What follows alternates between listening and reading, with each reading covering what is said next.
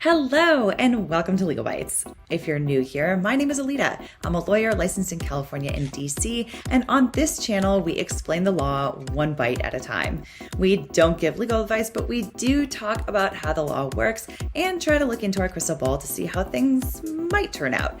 If you're enjoying this on YouTube, we'd love it if you could like the video, subscribe to the channel, share it with friends, all the great YouTube-y stuff.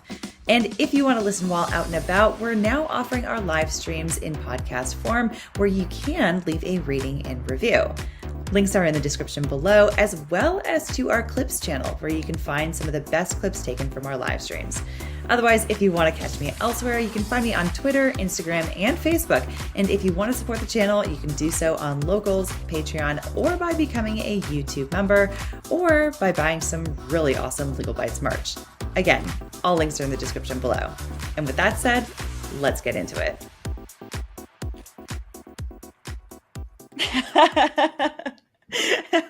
What? I thought it was movie time. It is movie time. It's absolutely movie time. I unfortunately ate the rest of my fries, so I don't have any popcorn to join me on this one.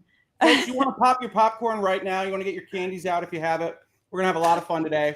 Yeah. I just already started early. That's all. That is perfect. I love seeing folks in the chat.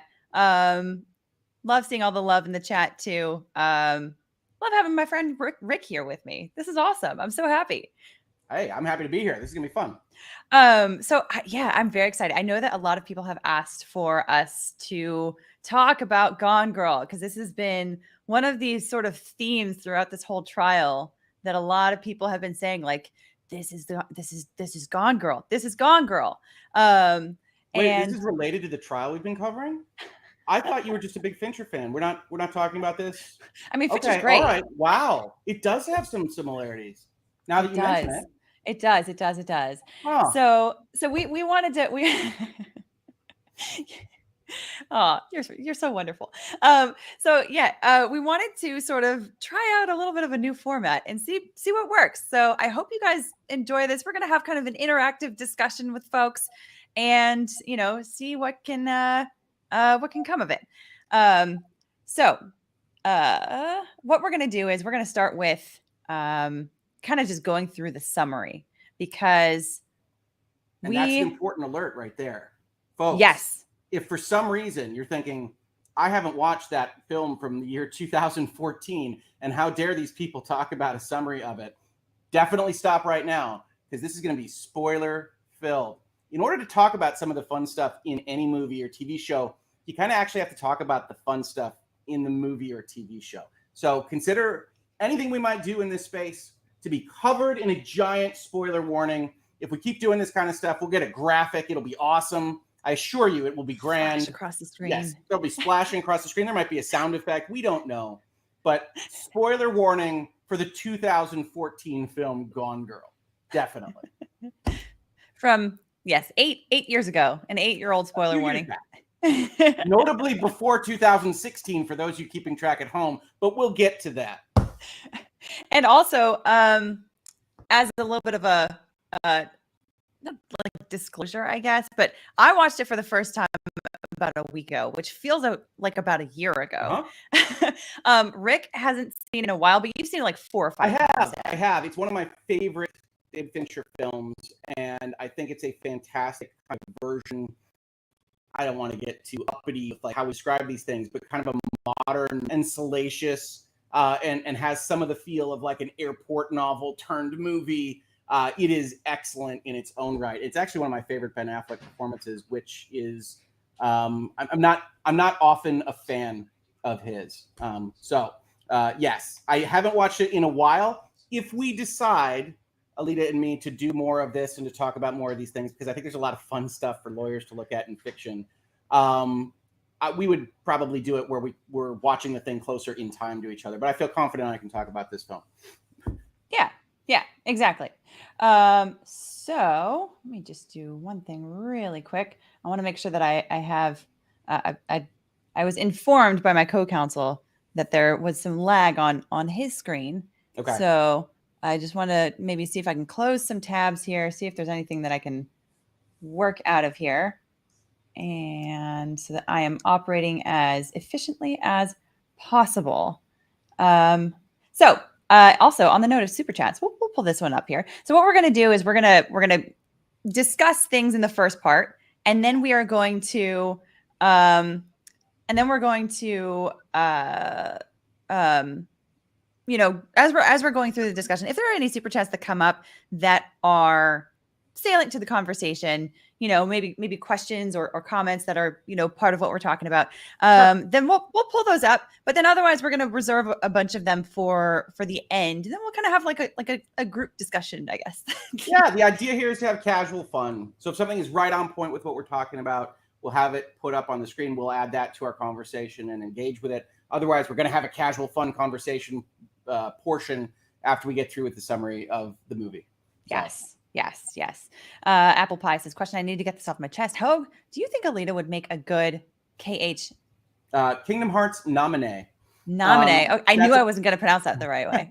That's a character in Kingdom Hearts, a very important one, a pivotal one that effectively creates some of the worlds through her memories and her love of the world and whatnot. Nice. The answer is yes. Now, you do, unfortunately, Alita, get stuck in a white room by yourself with your memories for huge portions of time. It's kind of a rough gig, but I do think you can play the role well. I can understand that feeling. That's right. You live here now. Microphone in hand. There you go. Exactly. Texas Nurse Patriot says the book Gone Girl was released in 2012. She's a big reader, right? Texas Nurse Patriot. I see what you're saying there. Yeah. And then Don Noel Hull says spoilers or saving me from having to watch a Ben Affleck movie. I will say he's actually pretty good in it. Like I saw The Way Back. That was the last Ben Affleck movie that I saw him in. Okay. And then before that, I think maybe the last one was the one where he played Superman. He plays Batman. That would be the Justice League. No. Before that, like long time ago, where it's like a documentary about like real Superman, right? I mean, it's a yes. It's like a journalist goes back in time, like not back in time, but a journalist like goes and like investigates the death of Superman because he's like, this is like insane and like So he actually is. I think he's one of the only ones that's been Superman and Batman. Doesn't come up very often, yeah.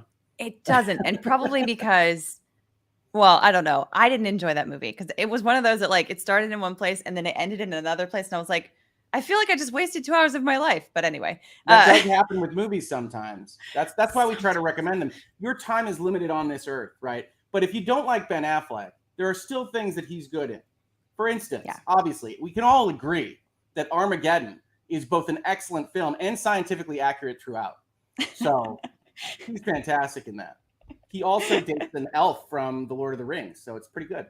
Yep. So yeah, Hollywoodland. That was it. That was the one. Thanks, So fun times says didn't see the movie but read the book. Didn't know how different. I have heard some differences, and we'll kind of talk about some of those. But yeah, because just some of the differences that I've heard that are very interesting. I've heard now that I've watched the movie, people are saying you've got to read the book and you've got to. And you've got to also go and read it, actually the series of books because this is like the first one. That was news to me when it popped up in the comments. I think I'm actually going to leave it. We'll get to it obviously when we summarize the ending of Gone Girl, but it is so. To me, I describe it as noir, which we can talk about when we get there about like what it means for movies and things. But it's so cynically nihilistic that it's just the perfect bitterness to end the movie Gone Girl on, in my opinion. It's awful feeling. You will feel gross as the credits start in this movie. So look forward to that. Yeah. And Keith Kosick says, question, what is the high-level plot on Gone Girl? Not familiar with the movie. P.S. Shout out to my daughter, Madison, who turned me on to Legalbytes. Thank you. Madison. Hi, Madison. Thanks so much for turning on your pops to Legalbytes over here. I appreciate that. And thanks for sticking around with us, Keith. So I am seeing also in the chat, I hope no spoilers. Yeah, we already said we're gonna. So we will have a graphic at some point.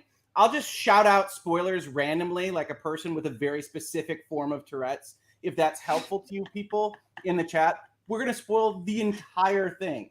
The high-level plot, Keith, by the way, is crazy lady does bad things to husband. Yes, it is. It is. So, there we go. Okay, let's get into it, shall we? Let's do it. Okay, so Gone Girl, ex Depp v. Heard, because of course the whole reason why we're talking about it is because people have been asking us to, right? All right, look at that guy in that poster. He clearly murdered his wife, right? I mean, like this dude right here. We all know. Look at that shady look. Look at the shoulders up. This man is a bad dude. It's obvious from the start. Yeah. So, okay. It starts off with, which is not exactly this scene, but it starts off with Nick Dunn, who's played by Ben Affleck, meeting with his sister in a bar at like 9 a.m. And I remember, like, I think when I was live tweeting it, I was like, oh, good. Bourbon at 9 a.m. is always a good sign. That's right. And she pours him a glass of bourbon. She hands him a board game. It's the game of life that they're playing, which of course seems quite fitting for what the story is going to get into. Yeah.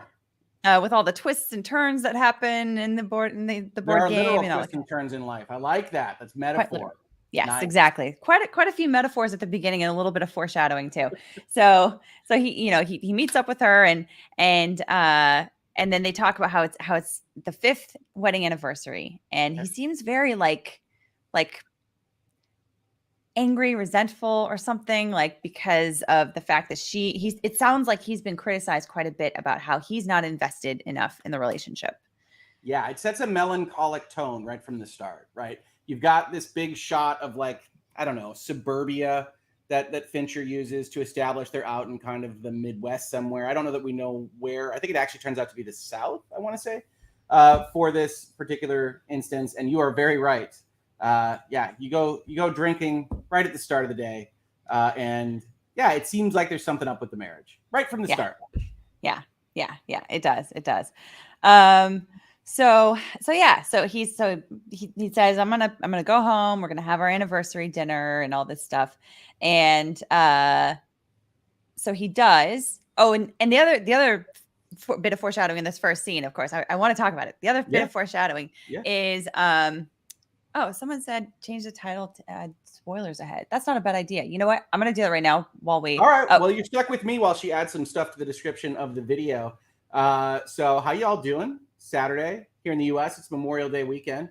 If you're having a good time, I think somebody asked me how my daddy-daughter date went last night. Stranger Things season 4 is very, very good. I've tweeted out about the first 4 episodes already. It is ridiculous good through those first 4 episodes. If you're at all interested in it, check it out. Are we all good on the description, Alita? Yes, we are ready.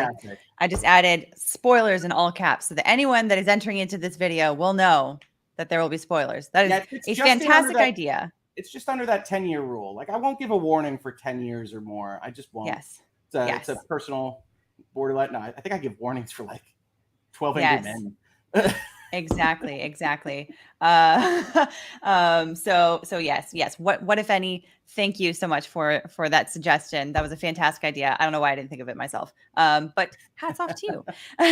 So we've got the other bit of foreshadowing here, and it is that he talks about how he's so not looking forward to the clues that she's gonna do on the anniversary, because she's done it every single anniversary in the past, in the last 4 years. And it's just treasure hunts. It's exactly, because it's like she's always so excited. She wants to go overboard with her affection, and this is how she shows that she loves him. And it seems like he doesn't reciprocate in that same way, and this is obviously a source of tension for them.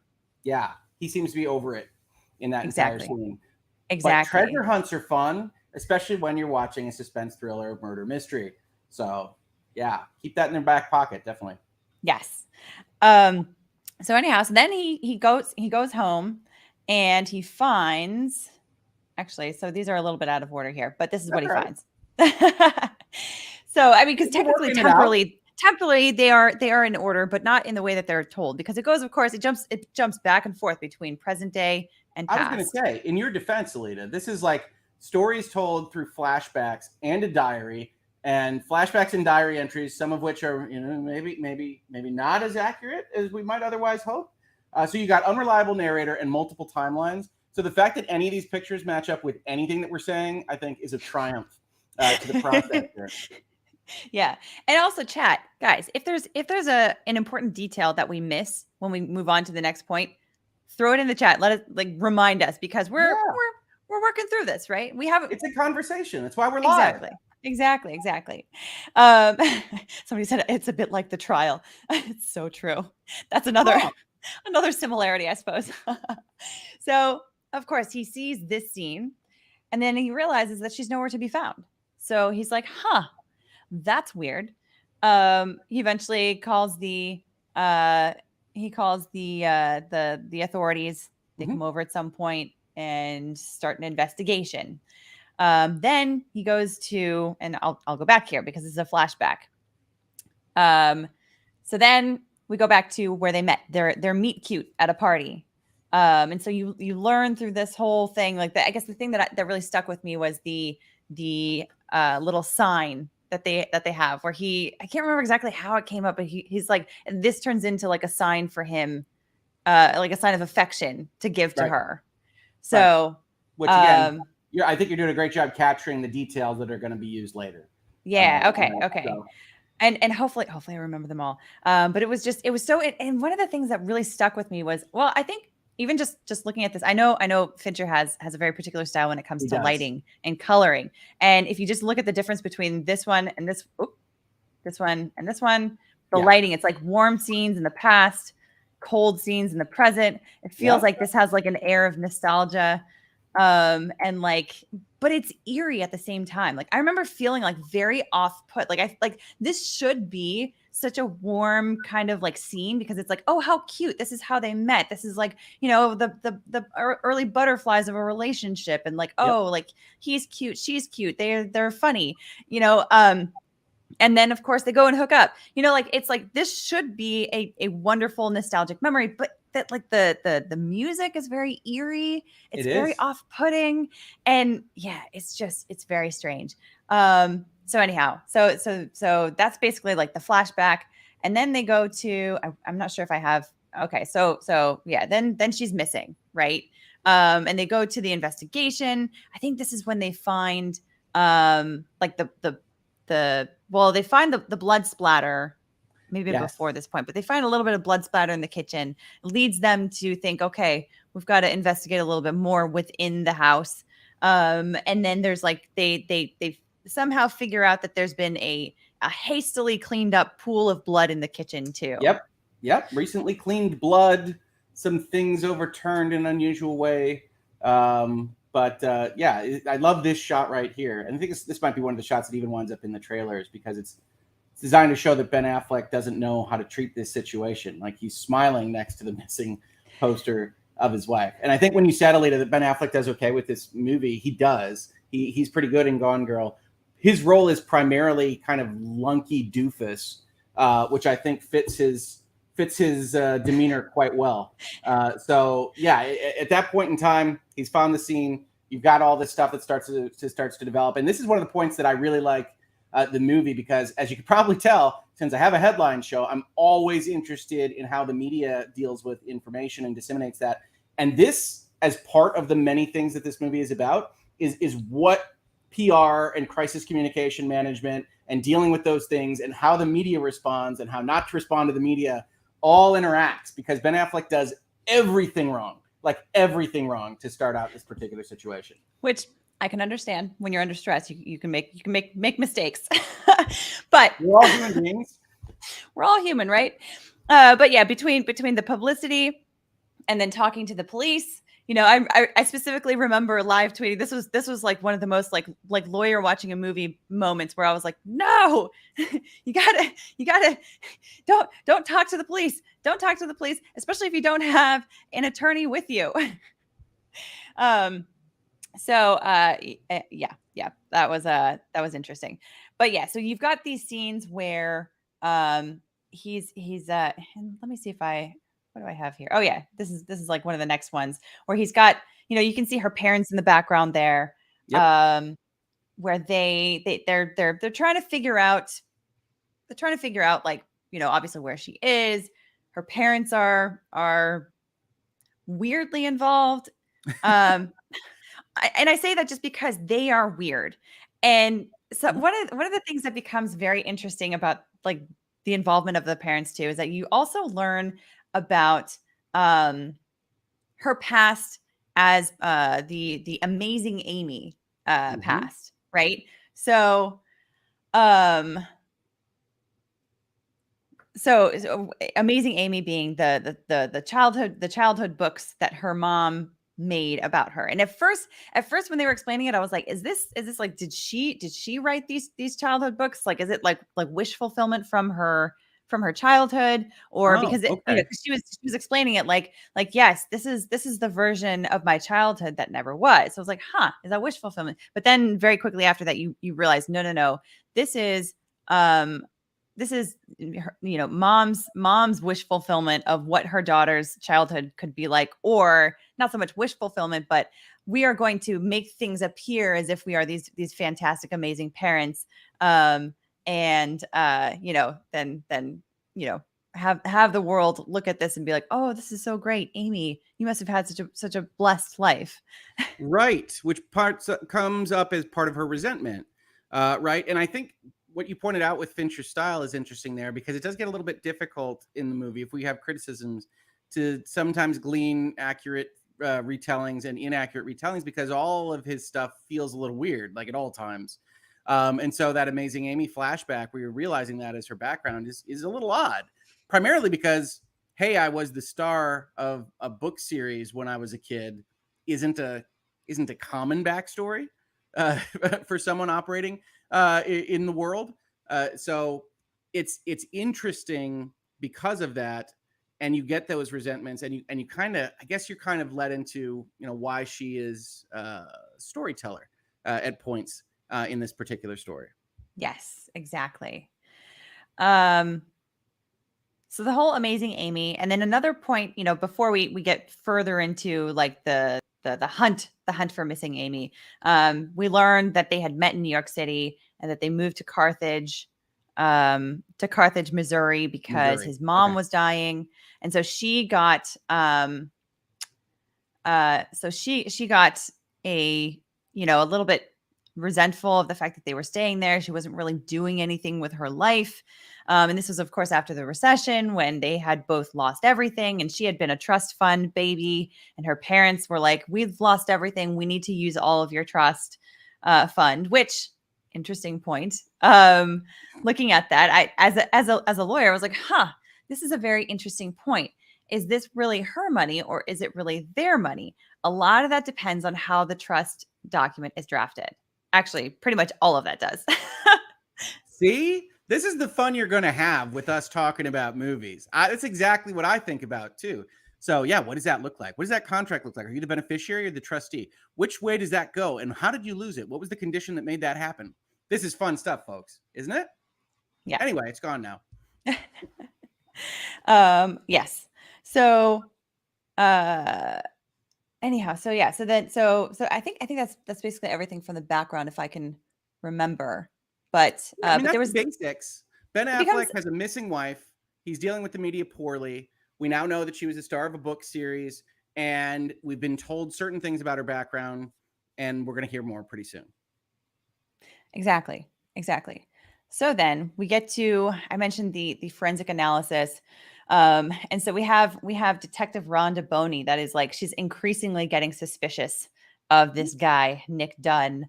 Um, and so they find not long after this, or maybe around this time, Clue One, which of course was that foreshadowing of the clues that she liked to give for the anniversary. And this of course becomes a whole new different kind of scavenger hunt, but it's like the scavenger hunt to basically lead him to be framed for murder. Well, what? Wait, he's framed. Okay, hold on. Wait, he's framed. Yeah. So it's also a delight, because in a mystery like this one, the first clue is called Clue One. So this is good stuff when you're watching a movie. It's postmodern, effectively, Yeah, which is a lot of fun in and of itself. But yeah, we're gonna go on a treasure hunt with Amy. exactly. So this of course leads to Clue One, leads to his office, where he and Detective Boney, they go in, they kind of investigate, he lets them in. And of course, as a lawyer, I'm like, why are you participating with the authorities right now? Why don't you have a lawyer with you? Well, let's talk about the lawyering for just a second now, right? Yeah. Because Lunky Ben Affleck here is effectively, he knows, because he actually operates on the, he knows what happened, or he knows what didn't happen. And so he's like, I'm an innocent person. I'm just going to help with everything. And this movie, at bare minimum, if you take anything from a legal channel, shows you what trouble you can get into by not lawyering up, right? Ben Affleck is ostensibly, hey, come on in. I didn't do anything. Let's follow these clues. Yes, I'll give you an interview. I'll do these various things. And it's like, no, it's not that the police are corrupt. It's not that the police are doing anything really untowards here, but you can still get yourself in trouble from doing the things that Ben Affleck does in this movie, which is why you have tweets from Alita going through this last week going, no, what are you doing, you fool? Exactly. I am also going to, I'm gonna, while we're doing this, I'm gonna do a poll. Did you enjoy Gone Girl, the movie? Okay. Folks can vote on it. Why not? So yes, just exactly like Rick was just saying that if you are a lawyer watching it, do we need? So okay, folks are saying that you've got to turn your mic up. Oh, I moved mic in front of me. I was trying to get away without the mic in front of me today. Let me know if we're good on balance, folks. I'm sure I can move it around. Alita can move it around if we didn't. Yeah, I just turned yours up also. Okay. So I think it probably. I was trying to be able to use my hands fully, but I'll work it out. I'll get one of those cool arms everybody has. We'll work on it. Okay. Now we're seeing way better. Okay, good. Okay. So they go to his office and they find the red panties and they're like, "What's this?" And he's like, "I don't know. It must be Amy's, obviously, because she's my wife, and whose else would it be? And I'm just a professor. There's no one else." Yep, nailed it, Ben. Nailed it. It's not what you want the cops to find in your office. Oh yeah. So then after that, what happens after that? I'm trying to remember. Do we get the reveal of the panty owner after that? I don't know when that comes. It's very quick after this, right? I think so. Well, yeah, it kind of speeds up to so there was this one where he gets an accusation in public. Okay. About from one of the neighbors saying, "You knew she was pregnant. She was pregnant and you killed her," that whole thing. Which was obviously not right. good. That's a good detail though, because that's going to come around. That's going to swing around for us in the next act. So yeah, we get pregnancy notices. It's escalating media, and you can tell Ben's being put upon here. I know it's Nick, but he's being put upon, and you're getting all of this stuff kind of mixed up. It's one of the reasons the movie really works. Is you kind of feel for Ben because he's a dummy, but then you're going to find out immediately proximate to all this that he is in fact having an affair with one of his students, and goes so far as to have sex with them during this situation. Make good choices out there, people. Make good choices. Yes, it's unfortunate.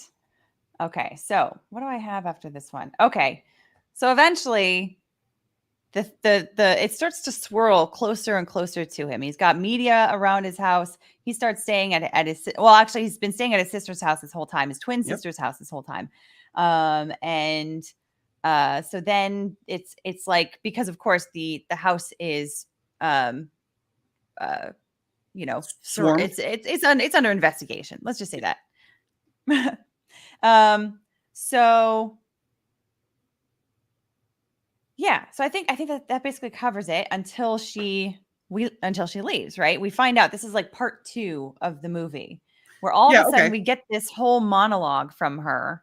And although before that point, I'm sorry guys, I'm with you. We're we got the whole clues that are finally going to lock up Ben essentially before we get the big, let me tell you about myself, act break. But essentially the clues in the treasure hunt lead to, I want to say the last thing is the shed. Am I right on that, Alita? I haven't seen it in a little bit, but the shed has all the stuff with the credit cards. And she has built what's important is that these clues ultimately lead to a series of things that implicate Ben Affleck as both a bad dude and one that is likely to murder his wife, based on diary entries that are found in this diary. Yes. Right. Like that's the key to her plan. Yes. There's the diary entries. And of course, because one of the clues, the second clue, of course, leads to his father's house. And so he went there looking for it, trying to sneak in there before Detective Boney gets in there because she's on his tail because she's totally suspecting him. So he's trying to figure out what's going on. He's getting increasingly suspicious of, what was going on with these clues because he's like, this feels weird. Yes.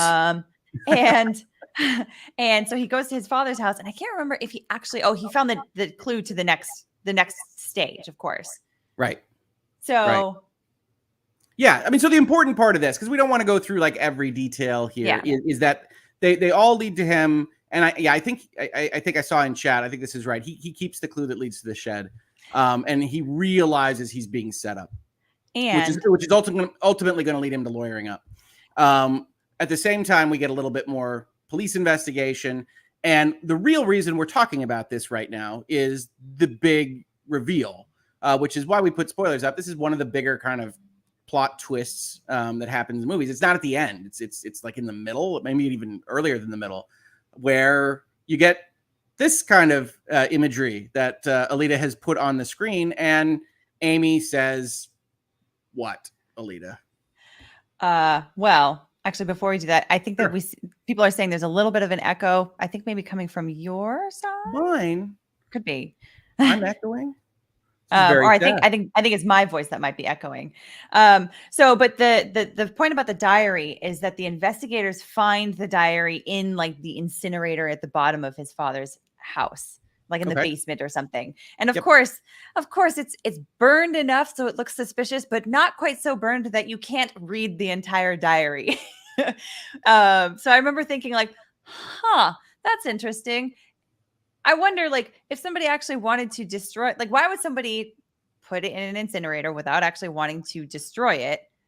It's and if they weird, wanted to do that, why wouldn't they wait all the way until the end, like when it's actually burned, to walk away to make sure it's actually been burned, right? Yeah, a lot of it. That's odd. Like that, you'd think you'd be more careful with that, but they weren't. Whoever's responsible for this, they weren't careful enough. They got that diary found. Yes, exactly. So the diary's found, and then of course there's all kinds of incriminating stuff in there, like how she says that she's so terrified of him because he's been beating her, and he uses intimate occasions for his own use, basically, like uses her in all kinds of ways, and that she got scared enough that she decided to buy a gun. All of that, of course, along with the credit card, payments or credit card transactions and everything, all that just kind of comes back down. The investigators say, you know what? We're very suspicious of you because, they talk about the details of like, suspicious things happening inside the house versus suspicious things happening outside the house. So outside the house would indicate an abduction. Inside the house would indicate, a domestic violence kind of thing that somebody's been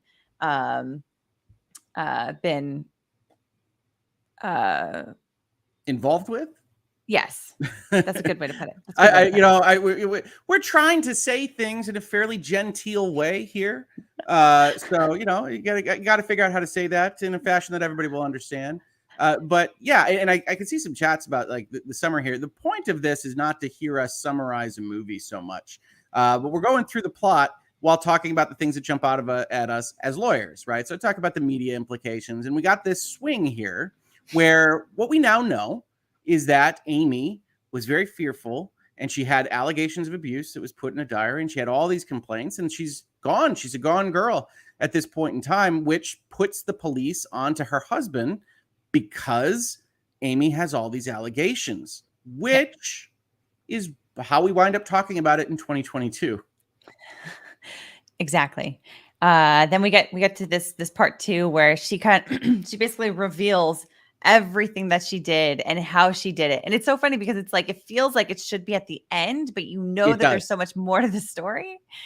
So So yeah, it's very interesting that the pacing of this movie, the way that they have these like parts to it, which of course comes from the book. So Right. I don't know how similar it is to the book. I've heard of some of the differences. But yeah, so she basically like she sneaks away. She's got some kind of a like a beater car that she's driving. I don't know how she got it, but she's got a bunch of cash on her. She winds up in it looks like it could be some kind of a motel or like a just like a cheap rental house that she just kind of found her way into. And she puts up a whole calendar with sticky notes of like all the things that she wants to do to plant and react to and kind of sneak out into the media, basically to frame him for murder. And Yep. it sounds like her plan is actually to unalive herself also. Yes. Yeah, no, that sounds like at the end. I think she wants to drown, if I remember correctly, when this all goes down, because she thinks that they're going to kill him for it. Yeah, it's an interesting plan. She's legitimately, when I said crazy lady at the top, this is legitimately like an evaluation. She doesn't have a plan for like world domination or things like that. She just feels like she wasn't properly appreciated, give or take, and she sets up this entire plan. It is a tremendous sequence. If you're interested in filmmaking at all, the sequence where she reveals herself is both great from a directorial standpoint. It's also great from Rosamund Pike, who's playing Amy, who does some great shifting, arrives at, I always thought of it as like a trailer park. I know she's not in a trailer, but it's got that kind of vibe. It does. Yeah. It does. And the way oh, sorry. No, Go no, ahead. no, no, go ahead. I was gonna say the way that she like when she has her first interaction with the neighbor, the way that her voice just immediately changes, not just in her accent that she kind of puts on, like she's from Louisiana, she says, but also like the tone of her voice, like she drops it like I don't know how many levels to basically match this other woman just instantly. Mirroring, Like, yeah, it's just a great thing. She puts on that voice. She almost sounds smoky in her voice when she does that, and it's like the eyelids have been opened as to what just happened in the first third of the movie. But you're exactly right. In a different kind of film, you would have had the plot line go with Ben Affleck, and this would have been the final reveal before credits. Like, this is what happened. But it's a weird thing because it happens so early. It's exactly as you say. You go, where are we going now? Where is this story going? But definitely the reason we're talking about it is because it's a woman that fakes abuse allegations and results in some problematic police procedures for her husband. exactly. So by now he basically pieces together when he finds the shed with all of like the golf clubs and the gaming stuff, like that he had always wanted to buy like a video game console for himself. And she was like, we can't afford that because of the recession. And he was like, seriously, but like you gave up all of your money to your parents. Like, why can't I do something with money? Like I'm working. And so it's like they got stress about that money, stress about, wanting to have a baby, one of them wanting to have a baby. We can't really tell by the time you get there, you can't really tell who wants it more or who actually wants it because of the way that it's been, like presented, Right. like you already like halfway through, you already can tell like, okay, the storytelling is obviously very biased and I can't tell who's trying to gaslight me. Yeah, no, it's exactly right. And it's designed that way. I think that's some of the oddness you pick up on is none of this feels quite right. It's weird and fairy tale-esque. And it does share certain similarities with, for instance, Amber Heard's testimony in terms of the way it's described and very flowery language that she talks about the amazing Amy and her marriage with Ben and the dissolution. I know it's Nick and the dissolution of it going forward. And then, that's what the thunderstrike is when you realize exactly how good that story was, how effective that storytelling was when none of it is true. Yeah. Right. Or very limited parts of it are. It's a little bit difficult to pick out the kernels of truth, which is another thing this movie shares with a certain trial that we've been covering for 2 months. Yeah. So then finally he realizes that he needs to wise up. Perry. And this is like one of the most satisfying parts of the movie because I was like, finally, I've been screaming at the screen. He's like, so he hires Tyler Perry to be his lawyer. And so finally he's got someone that can kind of guide him through this process. Yep. And, and one of the results of that is he decides to do an interview. Look at that face. Look at that face. At I want to say something about Tyler Perry, actually, for just a second. Tyler Sure. Perry is presented as like the talking head legal commenter that comments on active police investigations and cases in a media environment. So, certainly at the time, it didn't ring this way. But as someone that talks about legal cases in a media environment, it's quite interesting. Now, you don't want to hire me to protect you in these circumstances. Don't get me wrong, folks. But Tyler Perry is a very effective, interesting, charismatic counsel when Ben Affleck here, Nick, reaches out to him. And I just love the character. And I agree completely with Alita when she says, finally, he's hiring a lawyer. Good God. Yes.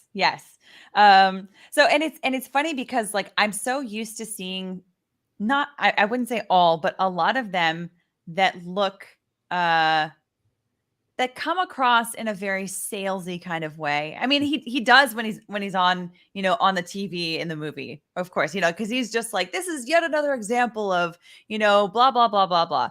Yep. So, and it's a very similar sort of tenor to like what you see in real life, but in the real life version of this real life, when he actually meets him in person, he actually is a really good attorney. Like he's really actually is like, he's got some really great insight and he's like, no, this is what you need to do. We need to get ahead of this information, like work against that information.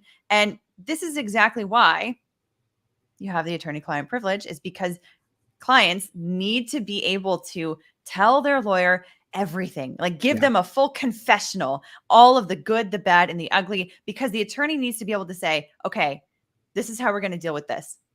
Bad facts, good facts. Okay, let's take this one. The fact that you are sleeping with your student named Andy, we're going to talk about it. You're going to be the one.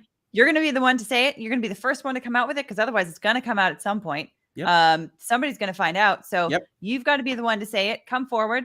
It will sound so much better coming from you. Yep. You get out in front of it. And now it's worth noting, Johnny Depp, Amber Heard followers, that in that capacity, Tyler Perry is acting as something of a media consultant / spokesperson in the role that he takes on as agent of Ben Affleck. For those of you interested in those kinds of things and personal relationships that a beleaguered husband might have with their counsel. Yeah, exactly. So he does this interview and it's on national TV because, of course, the entire country at this point is like totally captivated by it. And they, and he ends the interview knowing that she's probably watching somewhere. Yeah. He ends it with that sign. Mm-hmm. So, and at the same time, so meanwhile, she has since left that sort of trailer park looking kind of. Yes, not of her own volition. She gets her assets stolen from her. Everything. Yeah. And so she goes to the man that had been previously described as someone who required a restraining order because he was so obsessed with her. Yep. And actually Nick had previously gone to him too and said like something about like, what did you do? Did you take her, steal her, or whatever? And I remember thinking, this guy's going to be important later. Well, it's also Neil Patrick Harris. So it is, it is Neil Patrick Harris. The incomparable Doogie Howser. Of course. Also referenced in the trial. All the connections. So many connections. And I just remember thinking like, this is probably an unfair assessment. And it's ironic that this guy who is being unfairly assessed is going to rush to judgment to this guy based off of information that he was told by his wife, who he now knows has not been very honest about all the details. So this is going to be interesting. Yep. So anyhow, so then, she somehow bumps into her, I mean, how would we describe him? The internet world would call him a simp. I've never attached that to this character. But yes, it is someone who would very much like to be in a relationship with Amy, who also has a lot of money. Yeah. Yes, exactly. A lot of money, a lot of tech money, it seems like. He's got cameras all over the house. He's like, you will be safe. You're not going to escape from me. And I was like, stranger danger. But yeah, it got some interesting, uncomfortable vibes, is what I would say. He has uncomfortable vibes. He does. Doogie Yes. Howser, Neil Patrick Harris has a lot of range.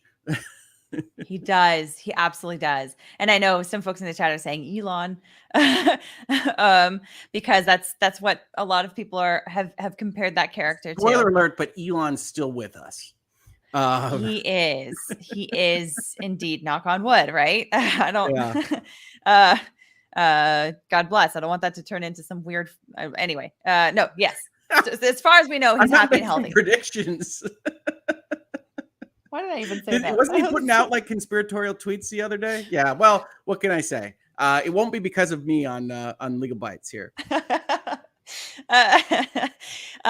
So anyway, yeah. So there's that little overlap. And then so she has totally changed her appearance in this middle part. So she's got darker hair.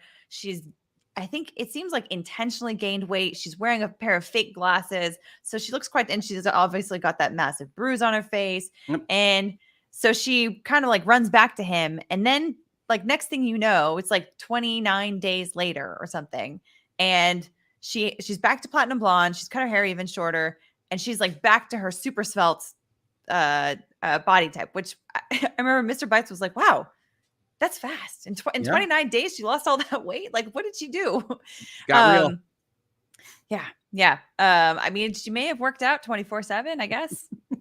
Ate not much. Protein shakes. I don't know. Anyhow, but yeah, so you can kind of see that it seems like she has decided she's turning the wheels in her head as to what she's going to do. She's sort of pivoting her master plan, so that she can do something different. And it's like, and even though it seems like she's maybe not going to frame him for murder, it still feels incredibly eerie and terrifying to know that she is planning something. Yeah. We've now recognized her as an actor of evil, and so you don't quite know what's happening. But she's not going to be trapped in this apartment forever. Yes, exactly. So then we get to figuring out basically what it is that she's planning, which is using all of those cameras to her advantage. Judicious screenshots there, Alita. Thank you. I'm not going to use the other more grotesque ones because we're gonna lawyer our way around some of the details here, and you guys will understand what we mean. So I know, and I see it in the chat. There's the thing about the bottle. Yes, a bottle is involved. Bottle is involved. Part of the planting process. So basically, to indicate that she has been abused in a lot of very serious ways throughout the time that she has been with him over those 28 days. And so it's basically to indicate a lot of that, which I guess a little bit of a plot hole, which I kind of just thought about is with all those cameras, they would also know at what point she got there.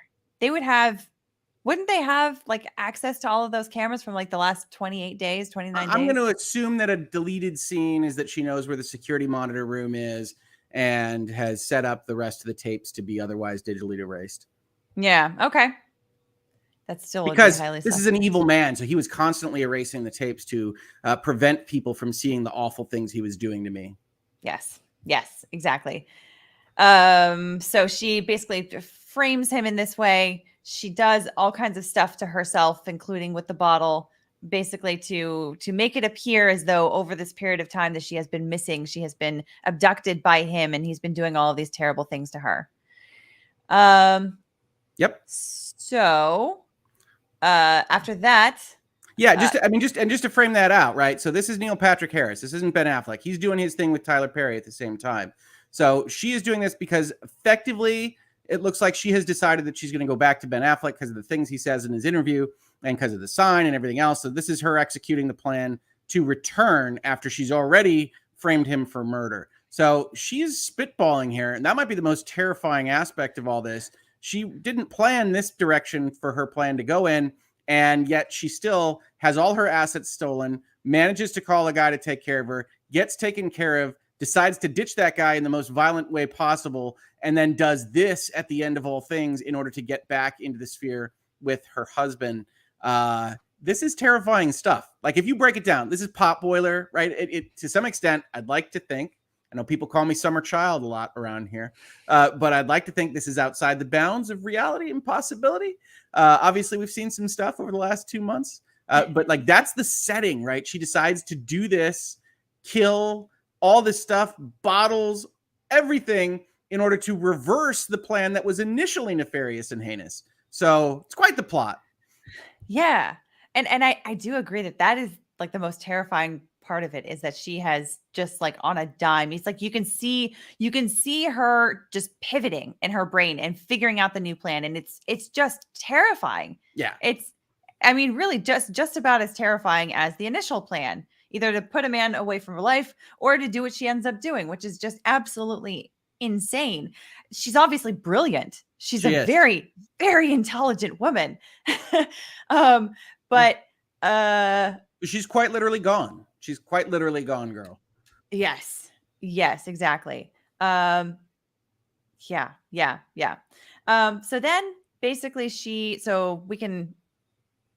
we can sort of soften the next scenes, but he comes home. She's been putting on all kinds of signals to him. He gets very excited because he has adored her for such a long time. And he's just been sort of this, like, he's been carrying a torch for her for many years, is how we can say it. And so he just thinks, okay, this is my lucky day. Finally, I've saved her from whatever was going on in her past and, in her marriage. And now she's finally going to come be with me. We're going to have this life together. And, well, he spends the rest of his life with her, but she doesn't spend the rest of her life with him in a terribly, horribly, disgustingly violent scene with that. I respect Neil Patrick Harris for doing that scene the way they filmed it. I respect him. I really do. I really do too. And looking back at it, it has a very Tarantino kind of vibe in that scene where it's like you have white sheets and if you're going to have, it's like a Tarantino film, like, like if there's like a white horse that just like starts galloping down the road, it's not going to end up white. Like, you just know it's not going to. It's going to end up totally bloody red. And in fact, that is the case in Gone Girl. And yes, so it ends up they're having this moment of intense intimacy, and she has a box cutter that's really like right next to the bed, basically. And so he, they're going at it, and she just takes it out and just whoosh,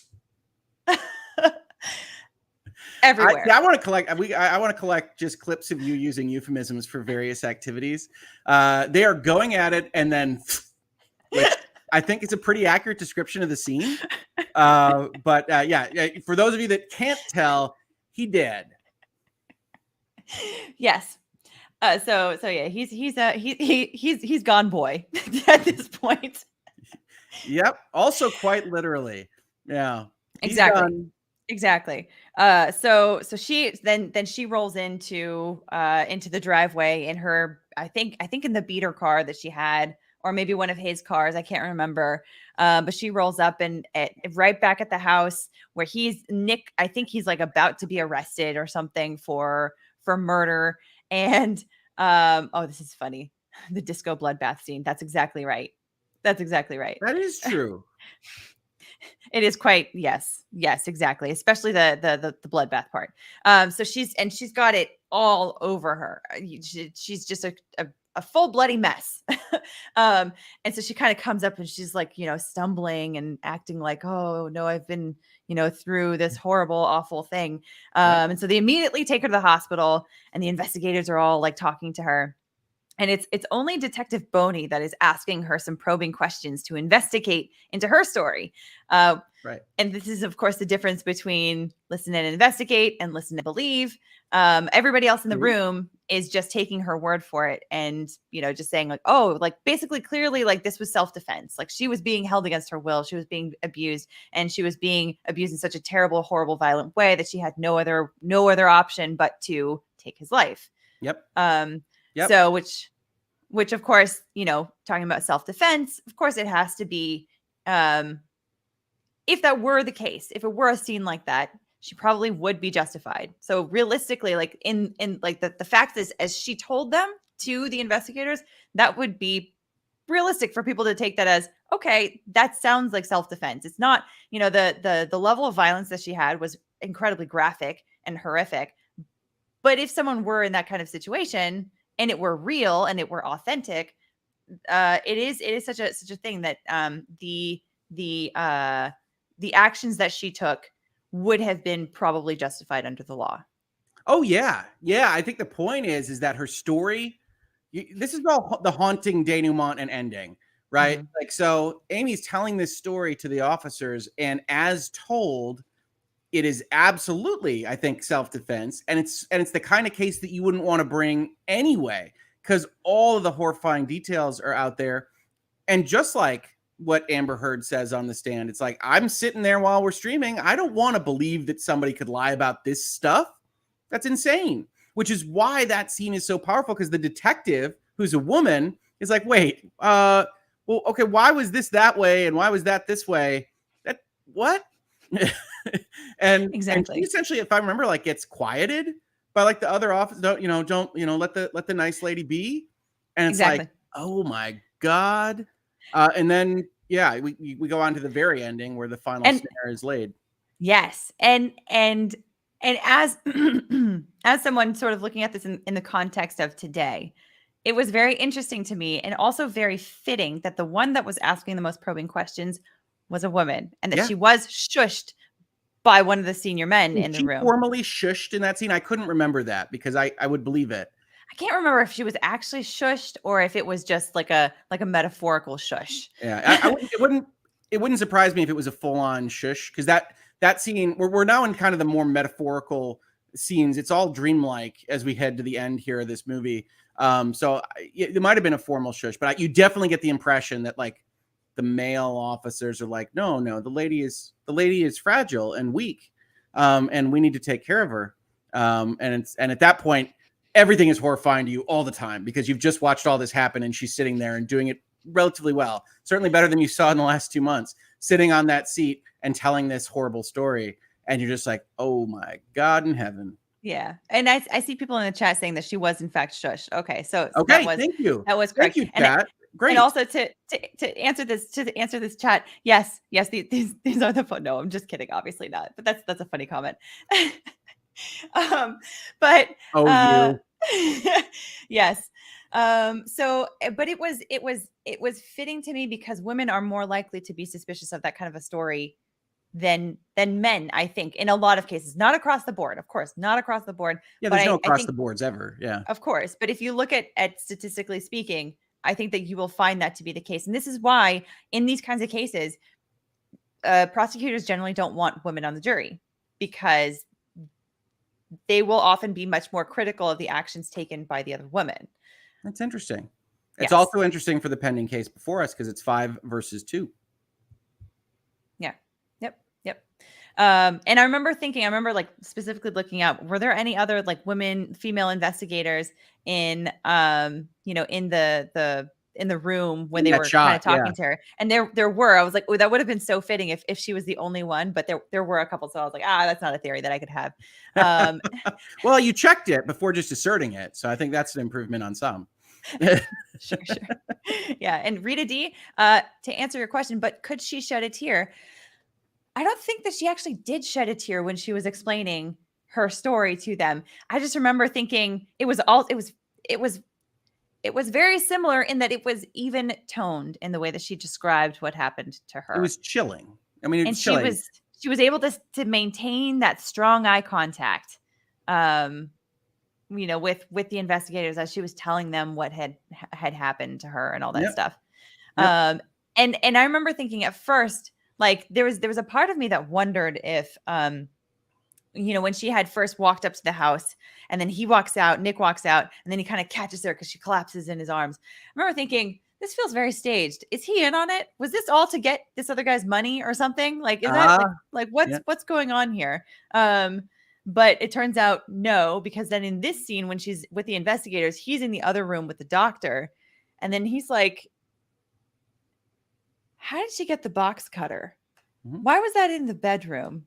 This is very interesting. This is very strange. And you can tell that he's actually quite terrified of her. Yes.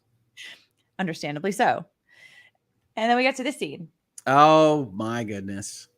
Where she basically says, I will talk to you. And as soon as she gets in, she's like, oh, we're going to have a great new life. Everything's going to be wonderful. And he's like, nope.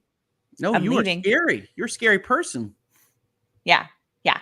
And he basically says, like, I'm not in on this at all. I'm gone. I don't want to be anywhere near you.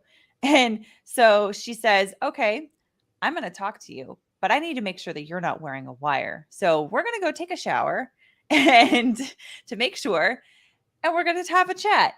So they do. And she tells him everything that she just did. And, yeah, it's terrifying. So he absolutely knows 100% what she has just done. Like there's no more suspicion for him. It's all very clear. Nope. And so he's trying to figure out at what point can I make my exit? When can I do this?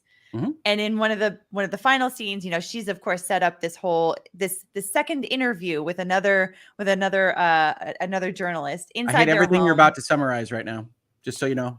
I know it's oh god, it's awful. It's awful. It's horrible. Just so we're clear, this ending is chilling. It is terrifying. It's so terrifying. I can understand any man being like absolutely terrified by this concept. But so she basically says they're having this conversation upstairs in their like closet or bedroom or whatever before they go downstairs with everybody down there. And so he's like, I am going to tell everyone everything and you know the real story. And so she's like, no you're not.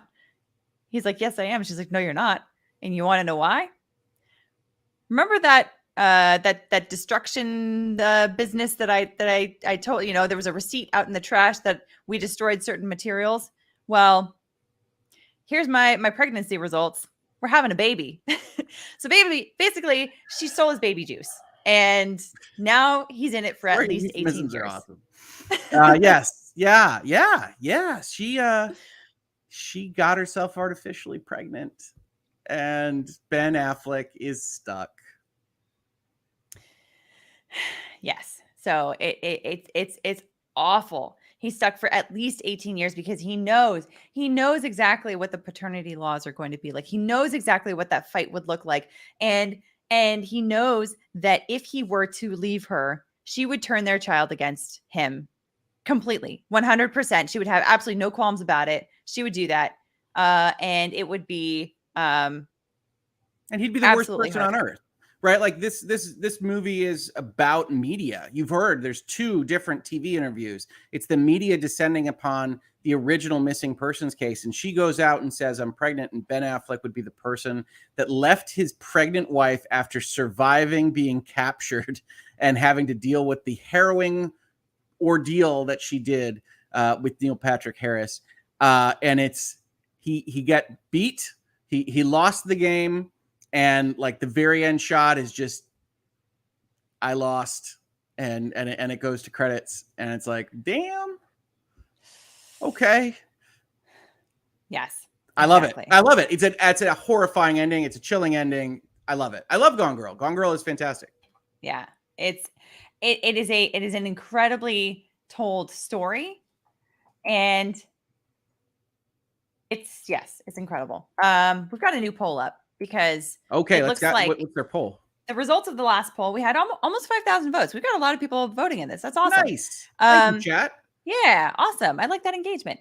So the question was, did you enjoy Gone Girl, the movie? Okay. Originally I just had yes and no, but then I saw a bunch of people hadn't seen it. Okay. So 47% said yes, 44% said haven't seen it, and only 7% said no. So I hope that the folks that that saw or that haven't seen it yet are still interested in watching it, even with our. You should be, because it's more than the twist. It's a remarkably good performance from Rosamund Pike. It is tremendous direction from David Fincher, and you're still going to see details that we didn't hit in our summary at all. because we're just trying to talk to you about the overall kind of flow of the movie. So you're missing the haunting kind of soundtrack that goes along with this. You're missing Ben Affleck's performance, which as Lunky Meathead is good. He's good. And Tyler Perry is one of my favorite lawyers in movies because he's just the perfect media lawyer that is actually effective. As soon as you give him his retainer, he gives a bunch of good advice to Ben Affleck. And we also didn't talk at all about the sister character, who is also fun and constantly terrified for her brother and his relationship. From the very beginning, very beginning. I mean, when he continues that affair with his mistress student, you know, she figures out like the next morning or that night or something. So she, you know, he thinks that she's sneaking out, and then he turns and she's in the kitchen and she's like, "What are you doing? You moron." What? Your wife is missing, you absolute idiot. No, I really like the sister character. You get to see those support structures in family. You get to see the legal analysis, and it really is a media-focused kind of story as well, because Rosamund Pike, Amy, is using how she knows this stuff will be covered as part of her plan. So you get to see all of this stuff detailed, and it's just a really good movie if you have any interest in this type of thing. If you don't, it's not going to change your mind. But if you have any interest in the kind of suspense thriller, which is honestly a little bit, we saw more of those before now in like the 2020s, then do check it out, because it's very, very cool, and you will see similarities to what's going on in the Depp v. Heard case. That's one of the reasons that everybody told Alito to watch it. Yeah, exactly. So we'll get to some super chats now and kind of talk about some of the similarities between the two. But let's first questions. But let's first add this question here from Nethstar. Says, Legalbytes, did you notice the flashbacks to their earlier days of their relationship and how they talked felt like it was a diary entry or a recalled story? Yes, because everything felt like it was so dreamlike, right? Yes. Well, my impression was it was the diary entries and some of the stuff, which is like, it's so perfect. And if you think about it, it matches that, right? It's like, it was magic in the beginning, and here is what our meeting was, and here's what it was like. And then things soured. Like it's that story that is told every time she narrates. It feels to me like it is either in the found diary or what would be a diary if it was being made like after she reveals her full plan. Right. And to answer this question, Shell, the baby juice was belonging to Nick Dunn, her husband. Ben Affleck. They had saved some stuff previously before the whole leaving, because they had decided that they were going to try to have a baby. They weren't successful, it seems like, and then, you know, they wanted to try something artificial, and it was kind of like they were thinking that having a child would like save their marriage somehow. Yes. Which unfortunately is what a lot of folks do from time to time, and it, generally speaking, never works out. I don't think it did in this case. I mean, it kept them together. I would not describe this as having worked out. So yes, it did keep them together. However, that's, in the strictest possible mathematical sense, they did stay together. It is an accurate description. Ben's gonna live in terror all the rest of his days, but yes. And Asylum of Mutiny wants me to watch Exorcism of Emily Rose. That's a good one. Is it? I usually don't watch too many scary movies. I know this is definitely a thriller, but I don't know how that works with. I wouldn't describe that as strictly a scary movie. Okay. So it's not. Yeah, I would recommend it. I think you'd be fine with it. Okay. Cool. So let's get some. I think it's being recommended to you for the legal aspect of it more. Yeah. Okay. Let's get through let's talk about some super chats here. Yeah, let's talk. All right. Britt Cormier says, Hogue, do not put your innocence onto me. I will take that bet about feeling gross if I ever watch Gone Girl, but this is not likely because my hate for Hollywood is real, unlike my hate for lawyers. Britt, you feel gross at the end of Gone Girl. I don't know what to tell you. She's a monster in female skin that has dominated every person in the entire movie, and she does not get a comeuppance, man. Yes, exactly. Ted Sweaty says, Hogue, how are you, a lawyer who plays video games, has a family and live streams 12 hours a day? Last time you slept was in the 80s, I assume. I will be honest. My daughter has had to poke me in the shoulder a couple of times during Stranger Things, which I am really thoroughly enjoying. But I said to her, like, look, I'm doing like 3.5, 4 hours of sleep a night, and she's like, I know, and I'm like, so I don't recommend it, but just poke me and I'll be fine. And it hasn't happened too often, but yeah, Aw. I love this stuff, right? And I get to talk about movies with my friends and chat with Alita. It's good stuff. Yeah, exactly. Exactly. And also, by the way, I just want to say, you guys, thank you. We didn't even have to hawk it this time. There are 2.3 thousand likes in the chat, with like almost 6,300 people watching. I'm so grateful that there are this many people that came to watch us just chat about a movie, and that there are so many people liking the video, and engaging with the polls and stuff. I want to say I appreciate every single one of you. So thank you. Awesome stuff. Yeah. Francis Greco says stream idea. Law nerds deliberating each issue on Depp heard verdict form to see if and on what basis on each item you can reach a unanimous verdict. Fun to hear your arguments to get insight into actual jury discussions. I think it would be pretty stuffed to the edges, honestly, in terms of what we would disagree on. But we could probably, like, if we get enough rest the night before, we could probably have some devil's advocacy that we could probably scrounge up. Oh, I can play a part. I can figure out what kind of person is just really invested in the Amber Heard side of this, and try to play a part. I might do it with an accent. I don't know, but this is a good idea for what could be interminable number of hours in jury deliberation land. So Yes. it's a good idea, and I'm sure Alita will put it on the idea pile. Yes. We may or may not have hours to fill. I might come in at 10 in the morning and say we got it. We don't know. That's the fun. Yeah. Yeah. And also I did get a DM that was recommending going through the jury instructions or the jury verdict form, and sort of like really go into, because the viewers were able to hear them, but it's very different if you can at least see them in front of you and analyze them yourself, so you can see exactly what the jury is looking at. So I think that's a fantastic idea. I think that we'll have to do that this week, so we can kind of go through that and see if we can figure out what they might be talking about, what they might be looking at, in making those their decisions. I think that sounds pretty fun. Yeah, I like that. I like that a lot. Thank you, Francis.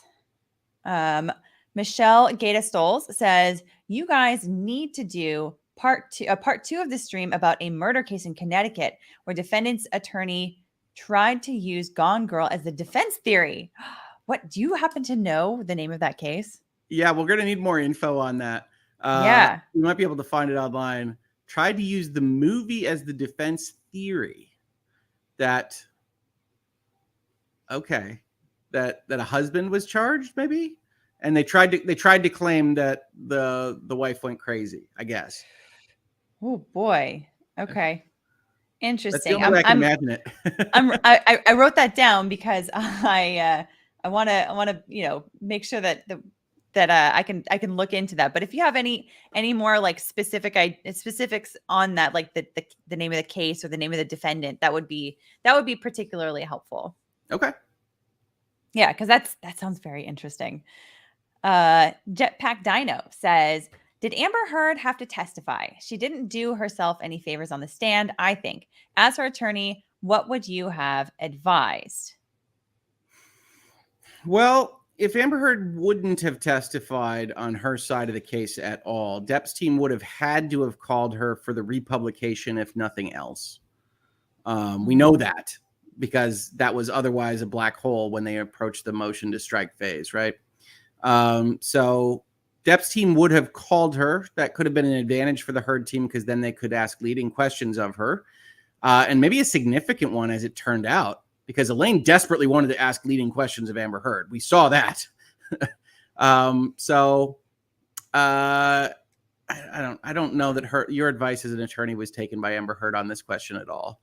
So what would I have advised? I think the expectation is you're going to talk on a civil case like this one. So I would have hoped she didn't blow up the case, I think. Yeah. I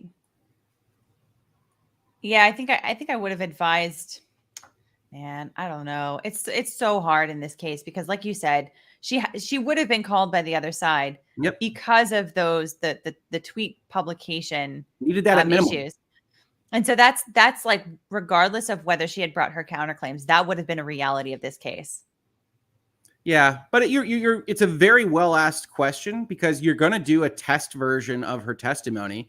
And if your counsel, I don't believe for 1 second, Elaine and Ben didn't realize that she comes off sounding very incredible, literally. So I think they tried to deal with the hand they were dealt. Yeah. Yeah. And I'm seeing in the chat, folks are saying it's the Jennifer Dulos case, murder of Jennifer Dulos. Okay, Dulos. cool. Okay. So she was Greek, they're saying. She was murdered. I wonder how that defense works. Yeah. That she done it herself. Sounds like a fun idea for another episode.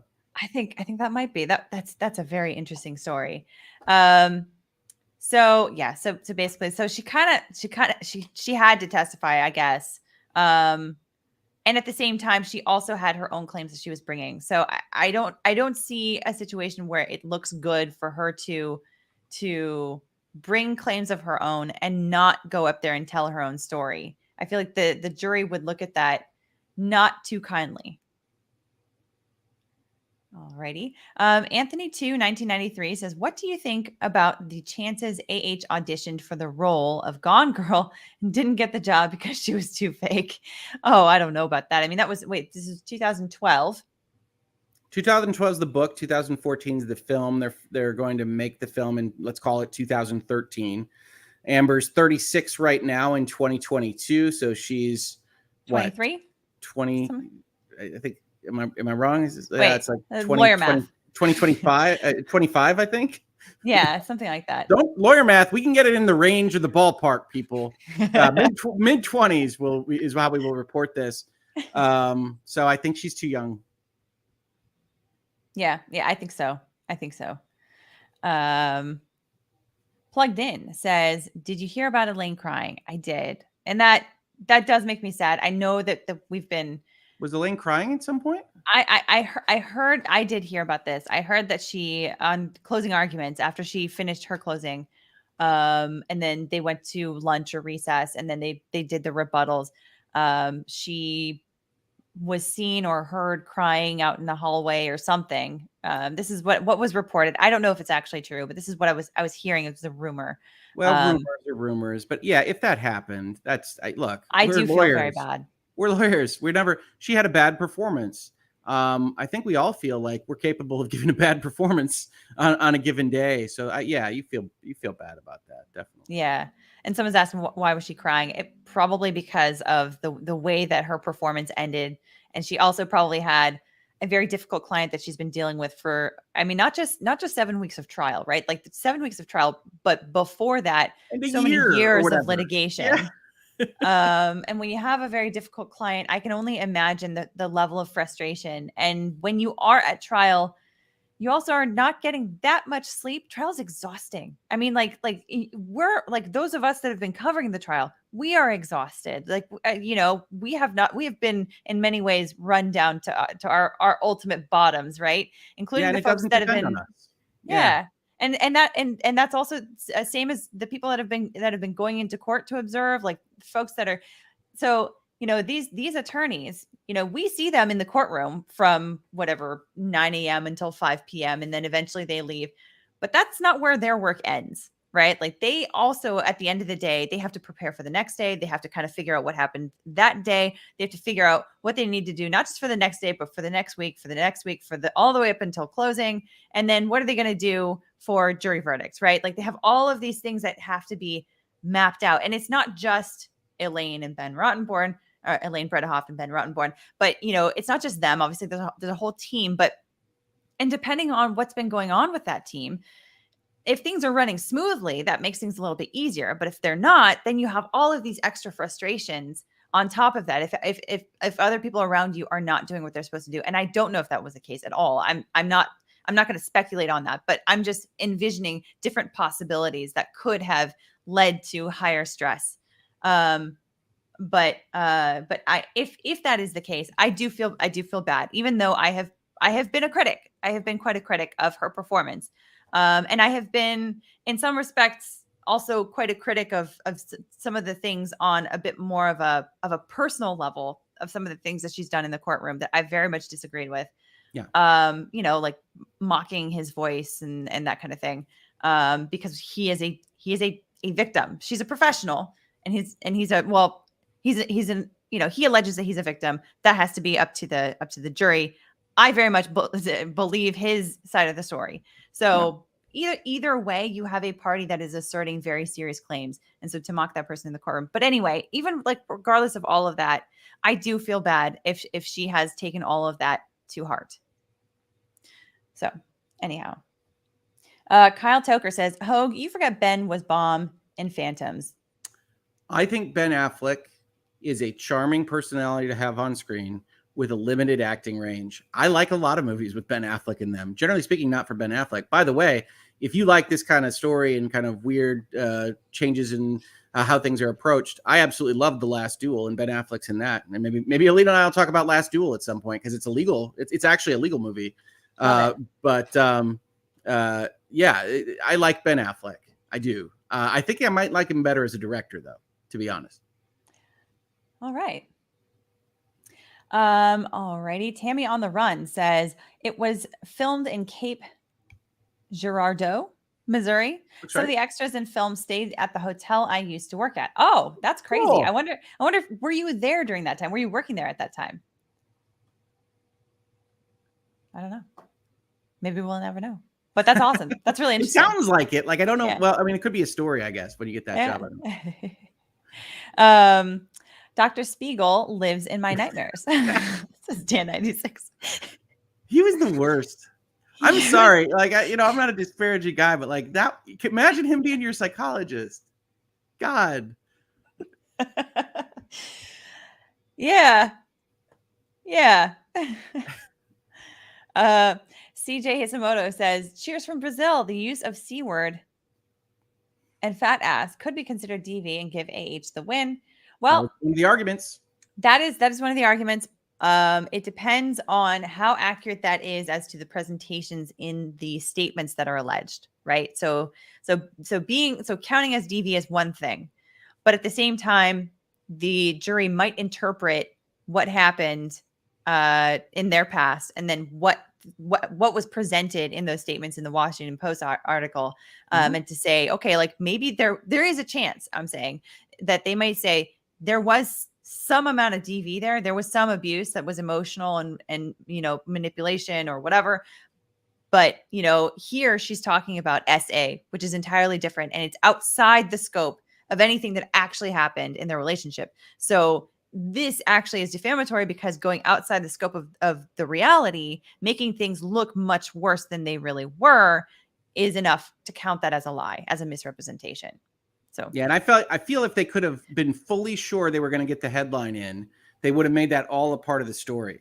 That the essay transforms, the headline transforms the rest of the words, because in your mind you're thinking of those kinds of things. Then you point to 2 years ago, and that's a physical claim.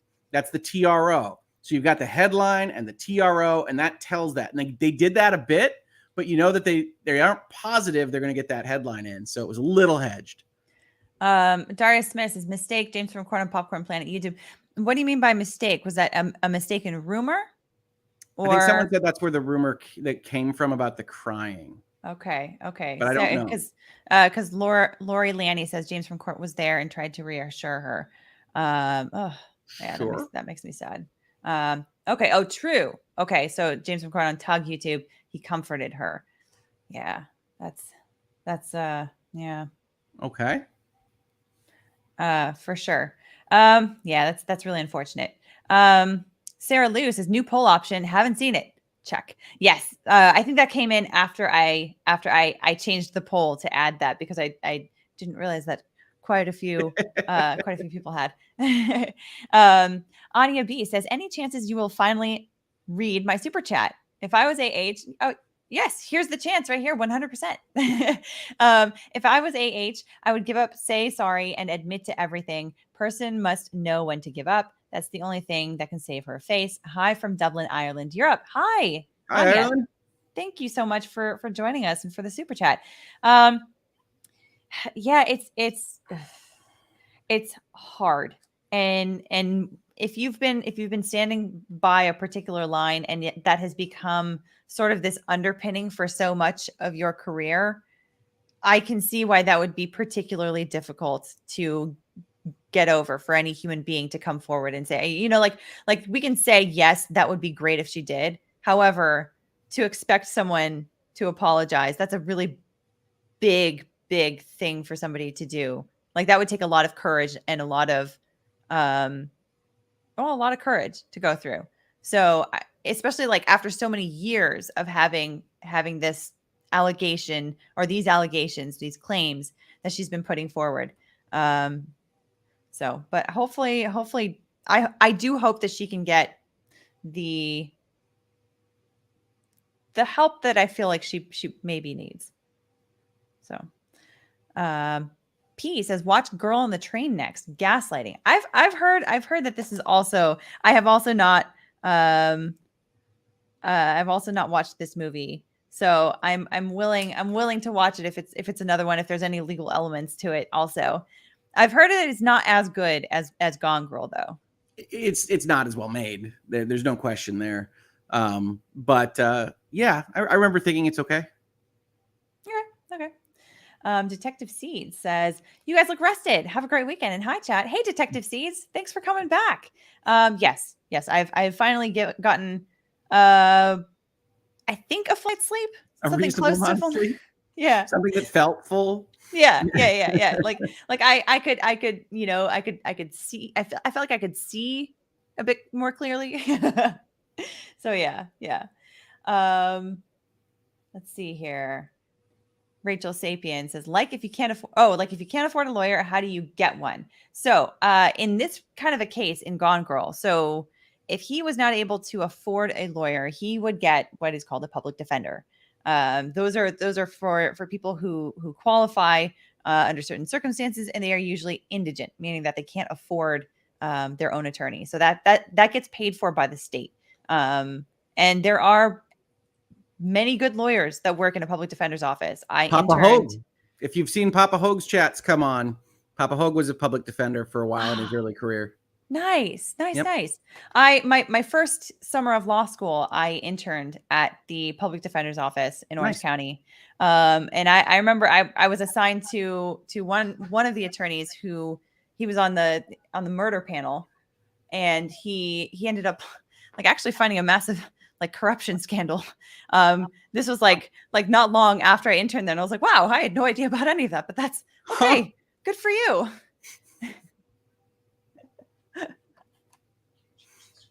Yeah, public defender stuff, at least as told as my dad, I never public defended, is some of the more rewarding stuff that he did. Absolutely. Yeah, because I mean that's where you really find the attorneys that are truly representing people for in the interest of justice, because they don't get paid a lot of money to work at the public defender's office. Like you really don't. And so and a lot of your clients, I remember seeing some of the clients that came in and out of the doors there. And working on some cases, doing some research and stuff on some cases where I was like, pretty sure this guy has done some terrible things. And talking to the attorney, like, how does this impact you actually like taking on this case? And he's like, I know he did a lot of things that he, is accused of, but my role is to make sure that the state keeps its toes in line. Proves its case, or otherwise pleads properly. Yes, exactly. So that he's not just steamrolled by the state, and so that he has the best defense that he can get, and that he's deserving of in under the circumstances. Yep, makes sense. Yeah. Asahi Tsukahara says, such a good vibe when you two host a live. Love listening a great deal. Thank you. I know, it's great. Thank you so much. Yeah. A little bit salty says, Hogue, more Flight of the Conchords references / songs. Well, you don't like my random references to the hip hoppopotamus? Because his lyrics are in fact bottomless. I'll work on squeezing more references in. I'll just start singing in random fake French words in the background of one of Alita's answers. It'll be fantastic. Wasted Post says Hogue should read the Jennifer Howell letter on Alive. I agree. Currently the plan. Yep. And I'm going to take a note just to make sure that I'm going to make a whole list of what we're going to be doing in the next days.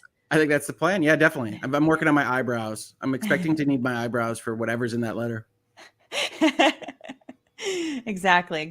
Mr. Irish says, hi, Mr. Bites. Yeah, you could tell that he walked in here. Yeah, Mr. Bites reminded me. He was like, you might want to change the screen. Because I was stuck on that last one. I was like, oh, yeah, probably a good idea. So Devin Smart says, what happens if the attorney reports you for whatever your crime is? Like, hypothetically, you are OJ and you admit you killed your wife. Okay, here is the distinction for when an attorney cannot disclose anything that their client has told them, and when they have a duty to disclose something that their client has told them.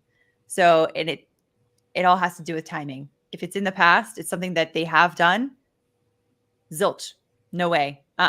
Even if there was, I remember learning about this in law school, that there was a case where there was a female attorney that I think she was actually like assigned to this person. Like she didn't even she wasn't even actually technically hired, but she was assigned by the state to represent him. So she came in, did an interview. He said everything that had happened. He even drew out a map of where the body was buried.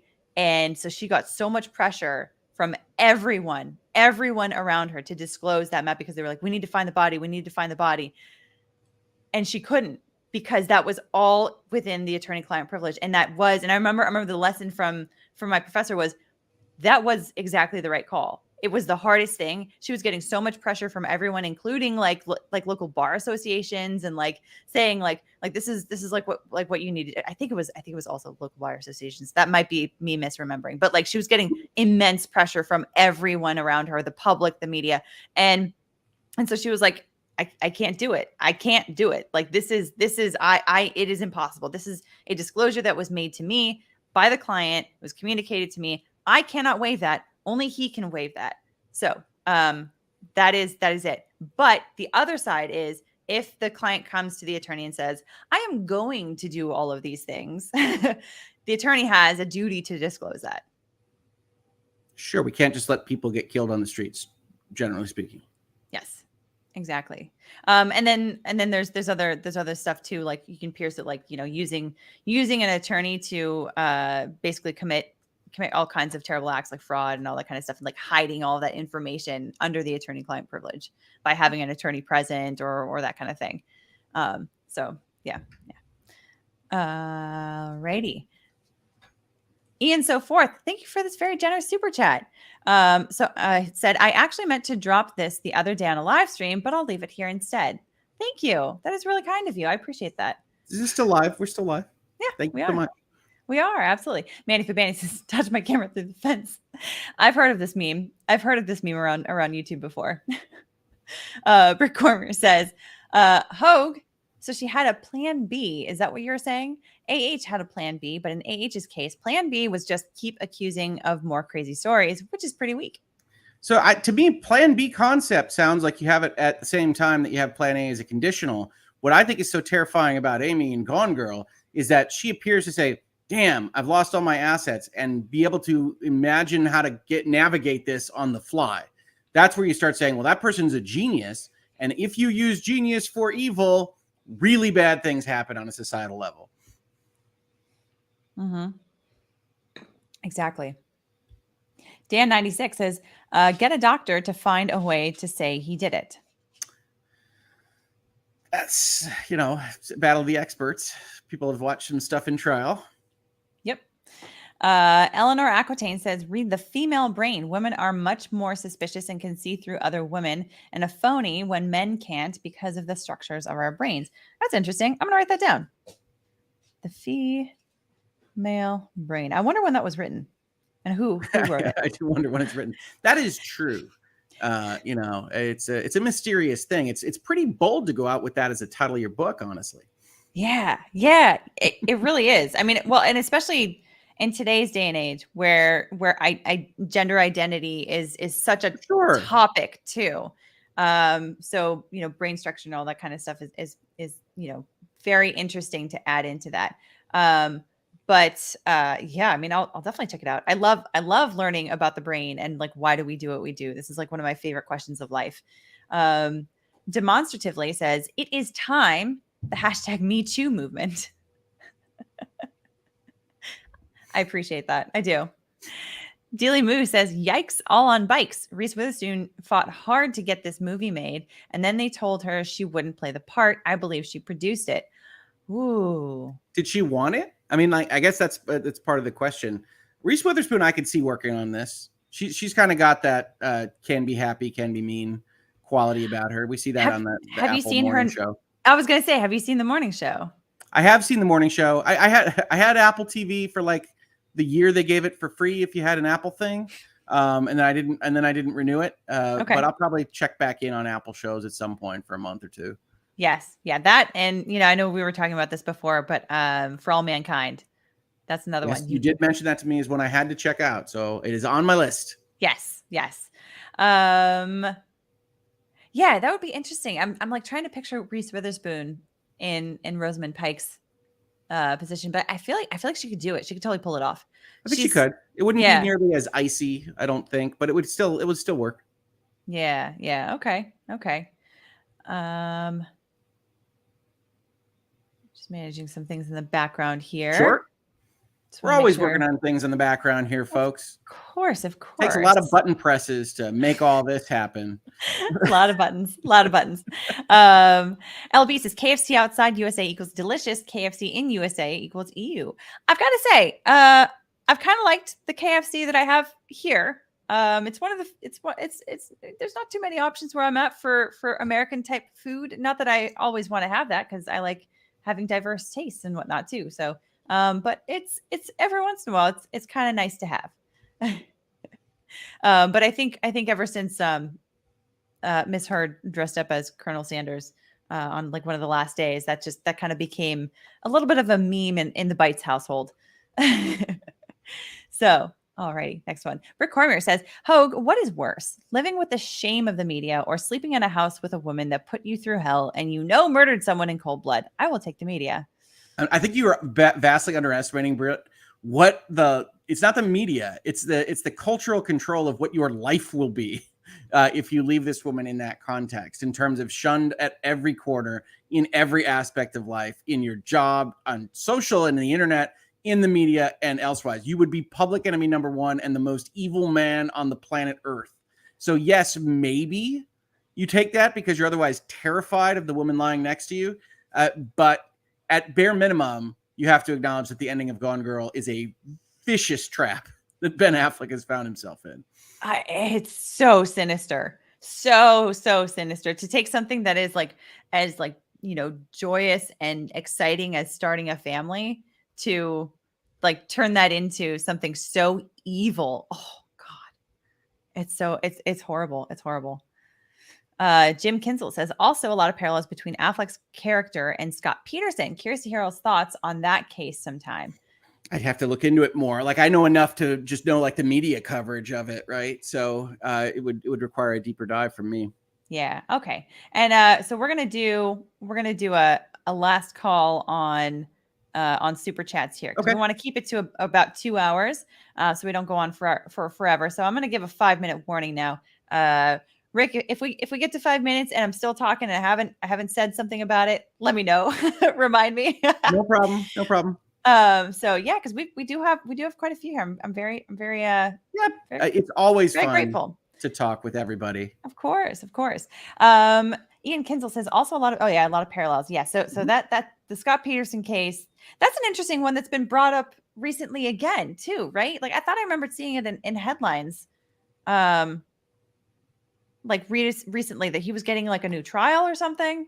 Oh, I don't know that. Yeah, I mean, it's really literally one of those that I only followed from like the passing, like the most passing of, tweets or Apple News or whatever. So I'd have to look into it more, definitely. Yeah. So if that's going to be revisited, then that would be particularly interesting. Sure. Yeah. Megan Henderson says, I just broke up with someone today. Thanks for the distraction. What, if any, heartbreak advice do you have? I would say this shall pass. Well, and here's what has worked for me. Going through heartbreak is give yourself some time. If you feel the urge to kind of shut things down, be by yourself, stay at home, draw the shutters, give yourself a day, maybe 2 days, maybe a weekend. But beyond that, bring yourself back up and remind yourself that there's a new day coming, and you will be able to pick yourself up again. Life will continue. If you have, you had a breakup, that sucks because you've lost someone that's very close to you. And that's always really hard because, breaking off a very close connection is hard, even if there were problems in it. And even if it probably is better off for you, moving forward, that you'll be happier and healthier. I think that giving yourself some time to feel all of the feels is important so that you allow all of those emotions to come up, you deal with them, you examine them, you feel them, and then you let them go, and then you move forward. That's my recommendation. Rafael Salgado says, Hogue, would you be interested to do a stream with Asmongold and talk about laws in the video games universe? I think he is a law school dropout as well. Love to see that. Yeah, I think he's covered some virtual legality episodes. I don't know. I don't even think I've ever watched him do a video. I'm sorry to say, I know he has millions of subscribers, but I'm always happy to talk about Reasonable Minds Can Differ, to talk about virtual legality, to talk about all that kind of stuff on anybody's channel. So I'll talk absolutely. Yeah. Fun Time says, Hogue, when are you going to review the Australia audio? That's another one. We'll think it'll be during jury deliberations on a live stream. We will see. Yep. Okay. And more Australia audio. We still think it'll be this week. People have said they don't want me to listen or read about any of this stuff on my own. Yes. Not that I can't be trusted or anything like that, just that they would prefer to see how I react to these things as they are otherwise exposed to me. Yes, exactly. Hello Awesome says, Hogue, next Newsweek article, Army vet says Amber PTSD score from Hughes higher than his. DM'd you the link on Twitter. So interesting and insightful. I actually saw that as it came in. So I will consider that one. I've got a couple of potential nominees for early headline stuff. It is Memorial Day on Monday here in the United States. I am planning to not do a headlines episode then, but I have these lining up and we'll definitely start doing them again next week. All righty. I know we're looking for some that are specifically for Rick here. Hogue, do you play Eve Echoes? I do not. I do not play Eve. I played the Eve baseline game a bunch when it was pretty early days. But no, I don't play much Eve. Okay, cool. Armandine Sylvester, thank you so much for the very generous super chat. Says, thank you, Alita and Hogue, for all these past weeks of expert insights. Started watching your channels before the trial even began. Let's all watch The Rainmaker together. Love from Paris. It's a good nominee. Okay. I'll add that to the list of possibilities. I love all these options that people are tossing out. Hogue X Asmongold would be amazing, says Kyle Toker. Hey, I'm happy to converse. Sounds good. And I wonder if, I'll do another one here. Dealey Moose is officially petitioning for Saturday Night Lawyer movie. Okay. All right. We'll take that under advisement. Yeah. I think Alita and I like doing these conversations. Yeah. Are my 5 minutes up? Is that what yeah, it's about right. It's about okay. Right. Alrighty then. I'm going right here and we will be turning off super chats and turning it off. There we go. Boom. Okay. So we've got super stickers on, but super chats that request that we address something, we'll turn those off for now. Alrighty. So yeah, but a Saturday Night Lawyer movie. That's interesting. We will definitely take that under advisement. Jen's Wild About Art says, thank you for the informative and fun streams. You're doing a wonderful job. Thank you. Eric Dory says, reading the special verdict form under AH's section question 2A creates an infinite loop as written. Can the jury just move on out of common sense, or does this have to get legally corrected? If it is that way, generally speaking, they would ask the judge. They would say, this doesn't make sense to us. Can you clarify? You heard the judge say, can the lawyers be within 10 minutes of the courthouse? Can one representative of them in case there are questions? It's that kind of thing that would have a question, and then they'd have the counsel agree on what to tell the jury, and then the jury would be told something. Yes. Yes. And also Coach Karen wants to know if we can do a stream on the backstory of Marilyn Manson before the trial starts. Yes, absolutely. I've done a little bit of work on that one. I went through his defamation complaint. And I'm for sure going to be digging into that case a ton. For sure. And then I'm also seeing in the chat, have you seen Body of Evidence from Madonna? It's a lawyer movie with Willem Dafoe. Body of Evidence. I have not. So I'm going to add that to the list. Body of Evidence was shown to me in law school. Oh, really? Yep. Nice. Okay, good. Says, you guys are the best. Love that I get to see more content with you guys together. Love you, Hogue, and waiting for more H&H. I just love the spellings of my name. And it's not your fault. It's A-okay. I get the same thing too with Alita. I get all different versions. Almost as diverse as what I see at Starbucks. There you go. There you go. Well, I think a lot of people like to use the Battle Angel version of the spelling because that's what they hear. Yeah, which I actually don't. I really don't mind. Like that's one that's I'm like they're worse things to be compared to. Exactly. Well, and especially because it actually is a true to life documentary about my life. That's what I've heard. Small unknown fact. Yep. Moose says, great content, both of you and all of LawTube. Been watching for weeks. Glad for your perspectives. Shout out from both Eorzea and Cape Girardeau. I hope I pronounced those correctly. Eorzea, you got right. That's Final Fantasy 14. Okay, cool. Awesome. Next one. I already did that one. Okay. Kat says, please watch The Girl on the Train and I Care a Lot. Okay. Adding, yep. I saw that one coming in, so I wrote down I Care a Lot as well. For the record, I know it's not related to it at all, but obviously you know my love of the Care Bears at this point, and I can't help but read the title I Care a Lot into various Care Bears memories. So there you go, folks. Exactly.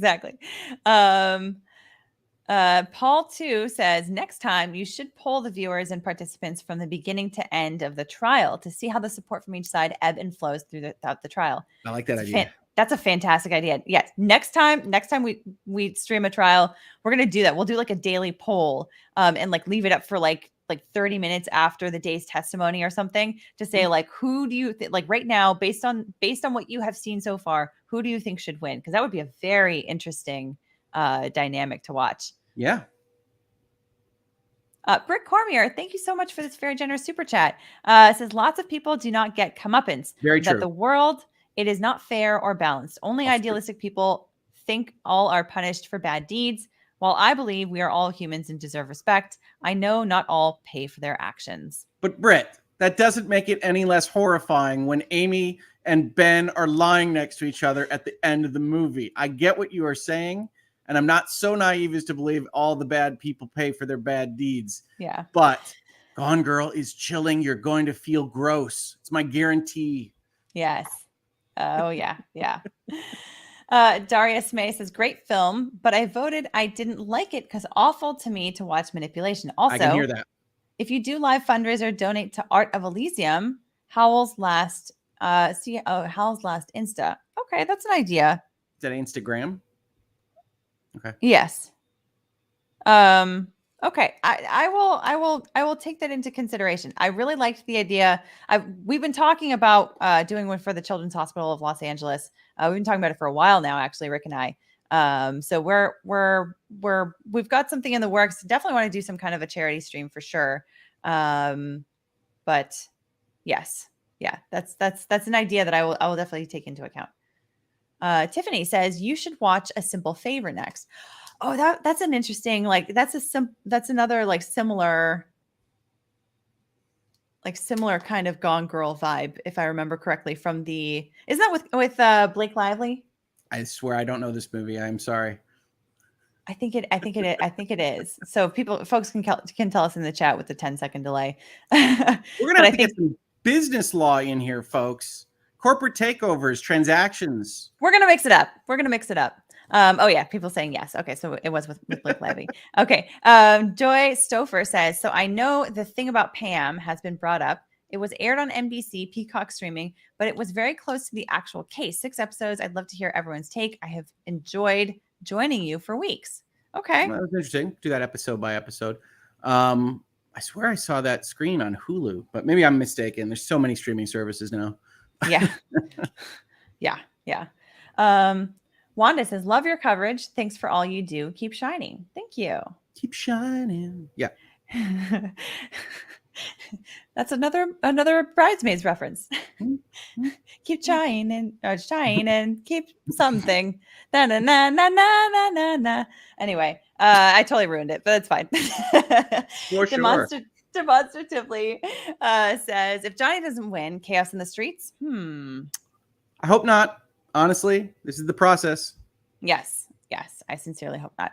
Silver says, random song recommendation, Cherry Wine by Hosier. I love it. I love it. I think I that's just like the notion of a chat coming in was like, here's a song. Yeah, I love that song. And I love Hosier. I love his music. I haven't listened to it in a while. It's been a minute, but it's maybe a good time to revisit it. Sweet Cheek X says, question, to be fair, why wasn't Johnny Depp psychologically evaluated? Why only Amber Heard? It was because she was the one that put her specific mental state at issue. And not just to say, I have suffered emotionally. Like that's a very generic thing to say, which is understandable in any of these kinds of cases for like defamation, public shame kind of cases. But what she said specifically is, I now have PTSD, which is a very specific medical diagnosis, which when you do that, that is something that can be specifically, I mean, there are certain criteria for diagnosing that, right? So the other side is able to say, how do we really know that you truly have PTSD? How do we know that? Because you're asserting that as an allegation against us that has an impact on how much we would be paying you in damages if it were the case, if it were true. So we need we need an opportunity to examine all of the claims and allegations in this, and that includes assertions about your mental state. So because of that, they had a right to basically investigate into that to see if if they could rebut that claim. Right. So that's why. But because Johnny didn't make any kind of a similar claim saying that he has some kind of PTSD or other like very specific like mental health issue that arose out of the incidents involved here, they did not they didn't have to rebut anything there on his side, so couldn't jump in there. Rita D says, question, is jury identity ever revealed? If so, why? Well, the jurors can identify themselves. Yep, it's up to them. They don't have a duty to the court after it's over. We did talk a little bit this last week about their names and identities being sealed, so they're not automatically revealed to the media after the court case, because apparently that's Virginia's standard operating procedure. Devin Smart says, if you tell a lawyer you committed a crime and they go against attorney-client privilege, can you still get prosecuted for the crime? Yes, I think that evidence is still like usable. Yes. If you can still get prosecuted for it. You just can't get the evidence through the communications that were made with the attorney. There's likely other circumstantial evidence that can be put on. So, you know, but then your new lawyers have all sorts of fun fruit of the poisonous trees. They can use all sorts of metaphors to try to get you off. Yeah. Yeah. But yeah, you can still be prosecuted for what you did. My question here, though, is what do you mean by they go against attorney-client privilege? Do you mean that the prosecutors try to you know, work around the attorney-client privilege, or are you or is this idea that the attorney themselves are trying to are revealing communication? That's how I read it. Yeah, maybe I'm reading it wrong. I read it as the attorney decides to go, whoa, what a crime. Let me tell my friends at the DA. Oh, in that case, I don't think so, because that would be information that is improperly obtained. But you could still go. I mean, if you're the DA, you could still go find other information. Yes, if there's other information. New lawyers are going to argue all sorts of fruit arguments about what they knew. So, yeah, fun stuff. Yeah, attorneys don't do that, and that first attorney is getting disbarred. Yeah. Aaron O'Hurley says, good morning, friends. Hello from Australia. Thank you so much for all your time, amazing coverage in this last 6 weeks. I need to know, has Hogue heard the Australia recording yet? I like that so many people are interested in this. No, I haven't heard the recording. I haven't read the Howell testimony. If you have any other things that you want me to react to, let Alita know. Yes. Yep. Paige Meyer says Gone Girl was big in Cape. I'm from 40 minutes away. Big deal for a small town. Awesome. Cool. That's really cool. Mega Carpal Tunnel says, truth aside, do you think AH should have embraced the borderline diagnosis to argue JD turned to drugs plus some forms of abuse when I needed support?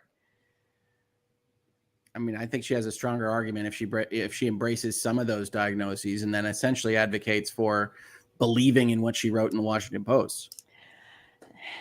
Yeah. And if she says, I had that diagnosis, I revealed that to him. He knew I had that diagnosis. And yet this is what he decided to do in light of that knowledge. That would have been a much more compelling argument for abuse, because it's like exploiting somebody's weakness. And that's why I almost didn't understand why that wasn't an argument that was made by Johnny's side. If they knew that drugs and alcohol were going to be such a prominently displayed thing in this trial, why not use that to their advantage to say, yeah, he had issues with drugs and alcohol. He did them a lot, and he had some issues with it, and she exploited those. So anyhow, that's good work. I don't know, but maybe they decided strategically that wasn't the best option. Up to the lawyers involved.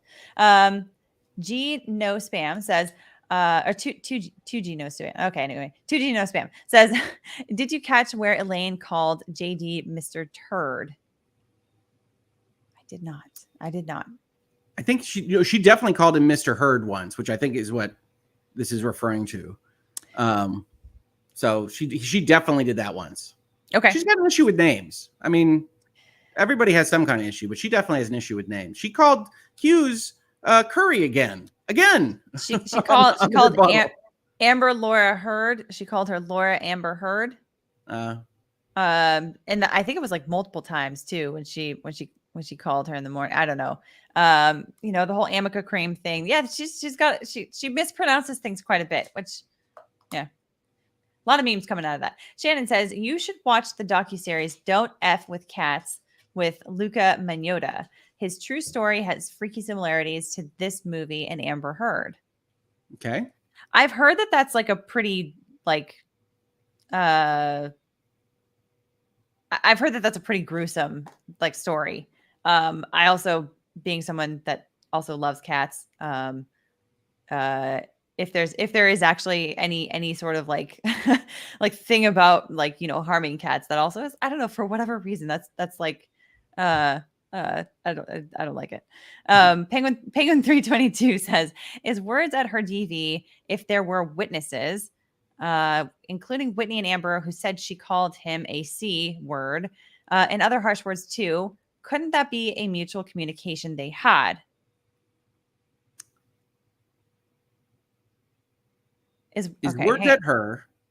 Are words directed at her? Domestic violence if there are witnesses? Oh, I think it could be. I mean, it depends on context, right? Because it's like if he's doing this in front of other people, intended in a way that brings about a lot of shame and embarrassment to her, and this is on a regular basis, and it basically destroys her, and just absolutely embarrasses her like that. That, especially on a regular basis, that could be considered abusive. Absolutely.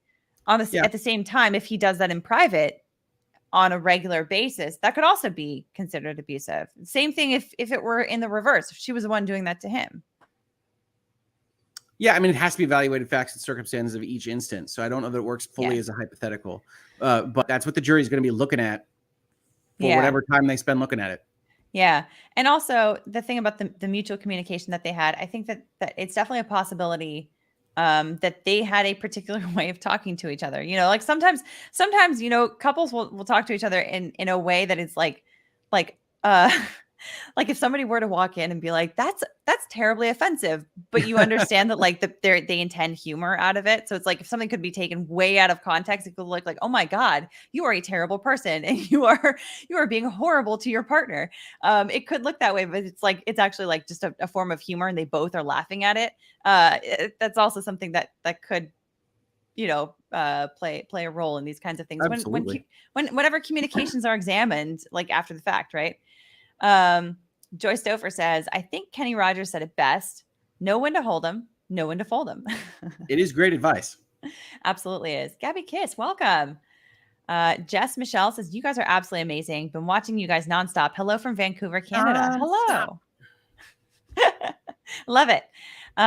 Seth Olberg says, can AH be charged for fake evidence supplied for her case, as many of her images seemed staged and fake?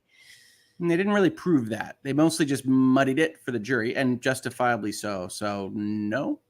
Yeah. And M says, if Gone Girl was a true story, what would you advise Nick Dunn to do as a lawyer after his wife confesses to everything and coerces him? Thanks. Well, his lawyer in the movie actually is probably the closest to what any lawyer would probably do is, see if you can get a recording of her. And of course he says, I can't, because she strategically made sure that I stripped naked. She's too smart. Yeah, no, you never know. Maybe that's the next book. I have no idea. Yep. I also see a question in the chat. Have you seen the Lincoln Lawyer? Yes. Have. It's been a while. With the great Professor McConaughey, as I like to call him, having gone to UT myself. All right. Things to do, says but that could be an interesting one to analyze from a lawyer's perspective too. Lincoln Lawyer is fun. Absolutely. Things to do, says the politics of Fairfax has to be accounted for in the jury pool. Fairfax is full of Me Too supporters just by location and politics. Well, think of it this way. The Justice for Johnny Depp community is also full of Me Too supporters as well. Mm-hmm. These are supporters who see what Amber Heard has done and say, she's not a part of the movement, or at least she shouldn't be. Angela Bernhardt says, would love a review of The Exorcism of Emily Rose, film based on a real trial about an exorcism that resulted in a death. Love you guys. Thank you. Movie. So, yep, I did write that one down. So I will. Okay. I'm definitely going to look into some legitimately scary ones that Alita doesn't realize are legitimately scary. We'll tell her they're legal movies. We'll have some fun with it. Sounds good. Melissa Oporto says, why did you, I assume, decide not to take the bar exam for Texas? Some lawyer friends told me that advice they were given was to go to a law school and state where they wished to practice. You know what?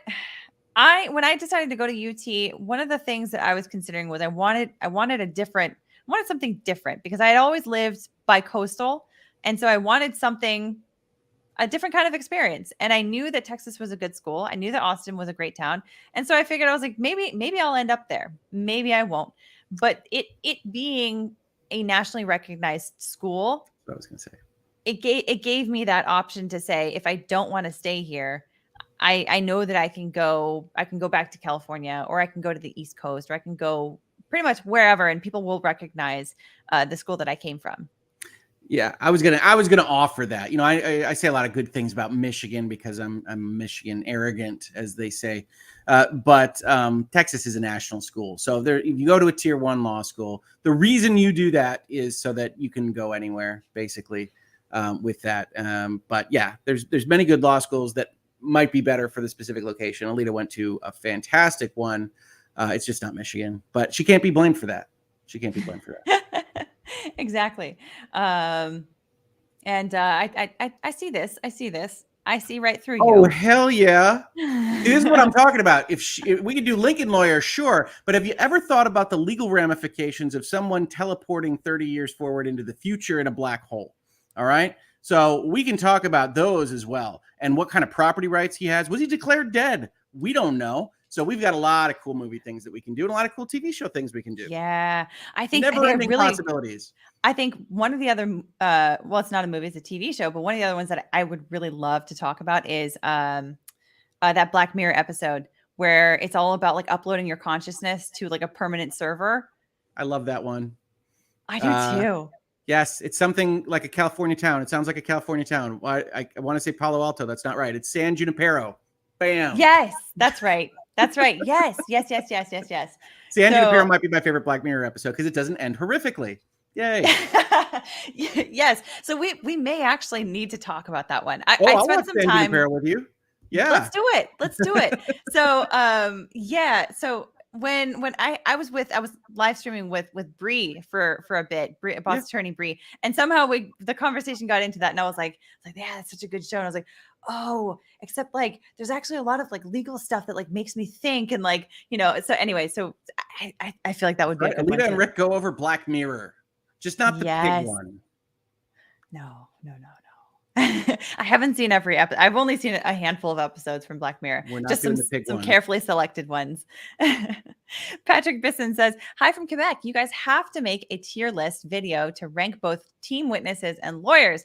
On Depp's list, Dr. Curry and Camille equals S tier. So it's just funny, right? We can criticize them, we can comment on them, and this might just be me at the end of the day, but it's like, ethically, we're really not supposed to like disparage counsel or anything like that. So it's like I don't want to put poor Elaine on some bottom rung tier. I don't know. Maybe. Yeah. I might be overly lawyery on this one. But, I hear you. I feel a little bit squeamish about that too, because it's like, because you know, when you've got it at the top of the list is a huge compliment, but putting someone at the bottom of the list, we can do witnesses. But the lawyers, I would feel a little bad about. I'll just give double S to Judge A anyway. So that's how it'll go. There you go. Pollyanna says, if a client is honest with their lawyer, then goes on the stand to testify and blatantly lies, does the lawyer have any obligations? Are they allowed to let their client lie to the court? These are awesome questions. Do we have ethics courses on this kind of stuff?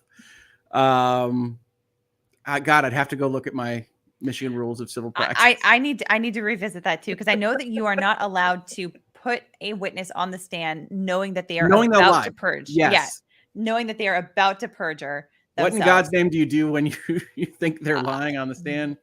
This is an insane question that I actually don't know the answer to, and I want to know. I want to find that out myself. And these jurisdictions, all jurisdictions, I think, offer a hotline that you can go and call the ethics people and be like, trying to not be disbarred.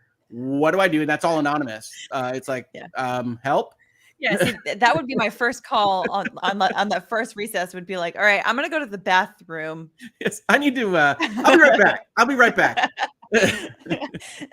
And then just like run to your car, call them, and say, okay, I need some help here. Wow, this is what happened. Oh man. Maria Montero de Barro says, thank you for everything. Even if you believe the broader definition of abuse, since she was doing the same, C-word, etc., isn't it hard to not find her guilty? I mean, it complicates. Right? Rottenborn has the best argument there, which is it does. I mean, it's the best argument to us lawyers. I think it sounds terrible to the jury. But when he goes in there and says it doesn't matter if she used an axe on his finger, legally, he's right. We're not evaluating whether she abused him. So shrug emoji. Yeah. It really, I mean, there are so many ways that this jury could really interpret this whole situation. It's going to be really interesting, and it'll be very interesting to see if any of the jurors want to talk to people about their reasoning too. Beth Pascuma says, just watch JD's film Dark Shadow. Not only does the woman look a lot like Amber, the storyline is a dark comedy that has mimicked his life. That is interesting. Yeah, I hadn't really thought about that. Yeah, it's been a few years since I watched it, but yeah, he's kind of put into like a permanent place by a witch, and has to try to fight his way out of it. It's a very interesting parallel. Stephanie says, sorry if asked and answered. Could AH be setting up for appeal when she said that her lawyers, when she threw her lawyers under the bus over the evidence she gave to them? Well, she might think she is. She might think she is. However, if that turns out to not actually be the case, that is a defense that her lawyers will have in that, and they will not be representing her in that appeal if she is saying that her counsel did not properly represent her, because they can't make that argument about themselves. That is a huge conflict of interest right there. So she would have to hire some other kind of counsel to put that one forward. Mackenzie says, thank you for all the coverage and commentary from the panel during this trial. I also appreciate your pets making appearances as well, Lita. Thank you. Yeah, we've got little Holmesy cat over here. Indy shrunk into a cat. Well, Indy is somewhere around here. She might be behind the curtain, but I saw that she visited him a little bit earlier.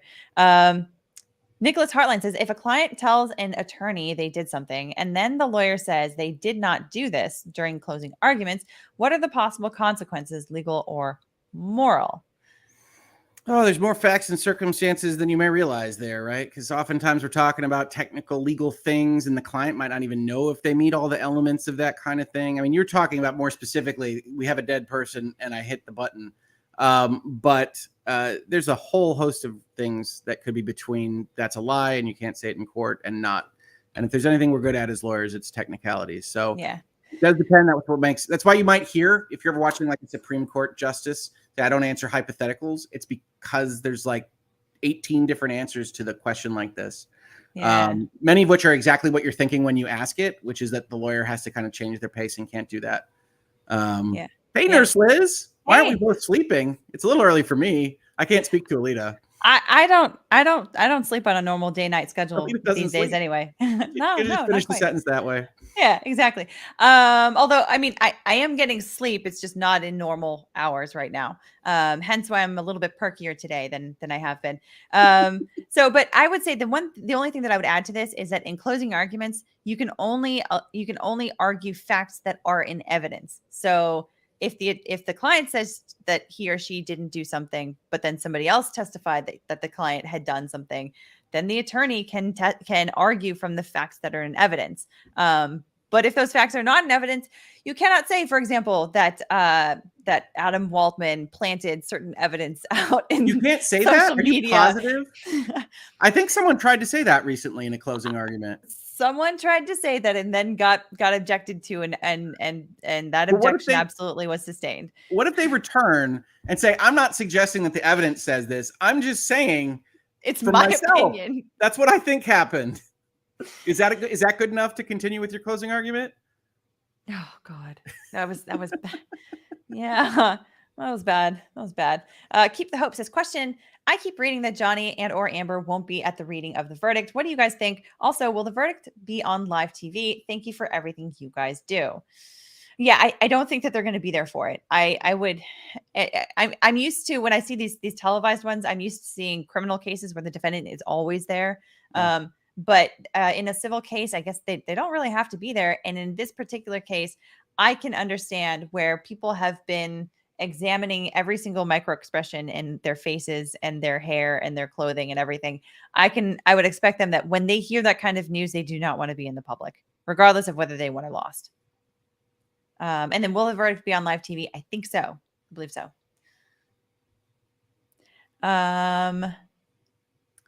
Degoric Vonderheide says, what if someone discloses to their lawyer that they did a crime in the past that will result in the death or will harm someone in the future?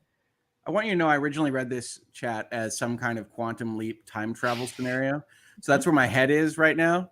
But I think you're contemplating some kind of fact where, I don't know, I sabotaged an oil rig and it's going to collapse and kill people. That's the kind of thing I think a lawyer can disclose. Think about this. Let's say that somebody shot someone and that bullet went into a part of the spine that left them basically a vegetable for a certain period of time. And the facts are, the client admits to the attorney, yes, this is everything that I did. This is everything that happened to this person. Now that person is in the hospital. Let's say a year later, that person dies.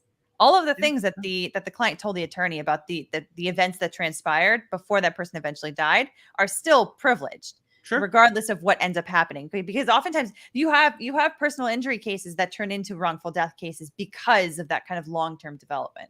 Sure. Yeah. Wade Parker, thank you. Eleanor Aquitaine says the female brain was written by Louanne Brizendine, MD, a neuroscientist who also wrote a book called The Male Brain, The Behavior Panel Recommends. Huh. Okay. Cool. So, as I said, I like the boldness. Yeah. Louanne. I'm writing down the author. Brizendine, MD. Okay. And then The Male Brain. I would be very interested to learn about these. Okay. Thank you. Speaking of Apple TV, says Carolyn, check out Defending Jacob. Okay. Right. Muffin Manliness says, I suggest reading The Raisin Brain. Is that a real? I think is that a real you're book? joking, Muffin. I have a feeling. I have a feeling that the muffin. I have a feeling that the muffin might be trolling us. All right. Jazzy Parns says, "Thank you for your channel and panel discussions. Your coverage and dedication have been amazing. Love all your panelists and hashtag super lawyer friends." I love it. Thank you. Thank you. Thank you. I'm Maddie00 says, question, could attorney have asked AH about story being like Rihanna's DV? Could have asked AH about similar GG bottle SA or mentioned in closing argument allowed? Could attorney have asked AH about the story This is being like, like could Camille say, hey, that sounds a lot like Rihanna's story, and that sounds a lot like Gone Girl? I don't think that's advisable. It's easy enough for her to say no. So could you mention it in the closing argument? She's making stories up like she saw in movies and media. It's not in evidence. So no. I think those are the right answers. Now you could stretch the borders. You could try to Elaine it. Yeah. I think Camille could have made a reference, but the risk that she runs with that is if the jury doesn't know about those references, right? Like if no one on the jury has seen Gone Girl, for example, they may be like, what? Or if or same thing with what happened to Rihanna. People may or may not have known about that, even though it was splashed all over major headlines. Yeah. Kirsten Kristen says, strange that the one train pick was only pick from him. Are you talking about the Orient Express? Yeah, I think they say it's strange that he was the only one that entered. That was the only photo entered in by Team Depp. I'm thinking it might be. No, finger picks. Also of his face. So from Australia. Okay. Yeah. So not the only pick. Yeah. Kim Whittington says, curious to know if you've seen / know Inherit the Wind film from the 60s based on the Monkey Scopes trial with Spencer Tracy, Gene Kelly. Oh, interesting. I know of it. I have not watched that movie. I have not either, but maybe a good excuse to watch it. There you go. Read Brain Sex, Physiological Difference Between Men and Women. Huh. You know, that isn't actually the content of the book that was conjured in my brain as we rolled through that super chat. Interesting though. NKH says, thoughts on Suits, the TV show. Hi from Iran. We may need to evaluate episodes of that since people ask us about it a lot. I don't think either one of us has watched it. I mean, I also saw in the chat earlier somebody was saying Better Call Saul. I've heard that a ton. So Better Call Saul is one of the best TV shows ever made. I will tell you this. It cuts a little close to home on working in big law firms, against big law firms, with them, transferring to other law firms, working as a solo practitioner. We could talk about that.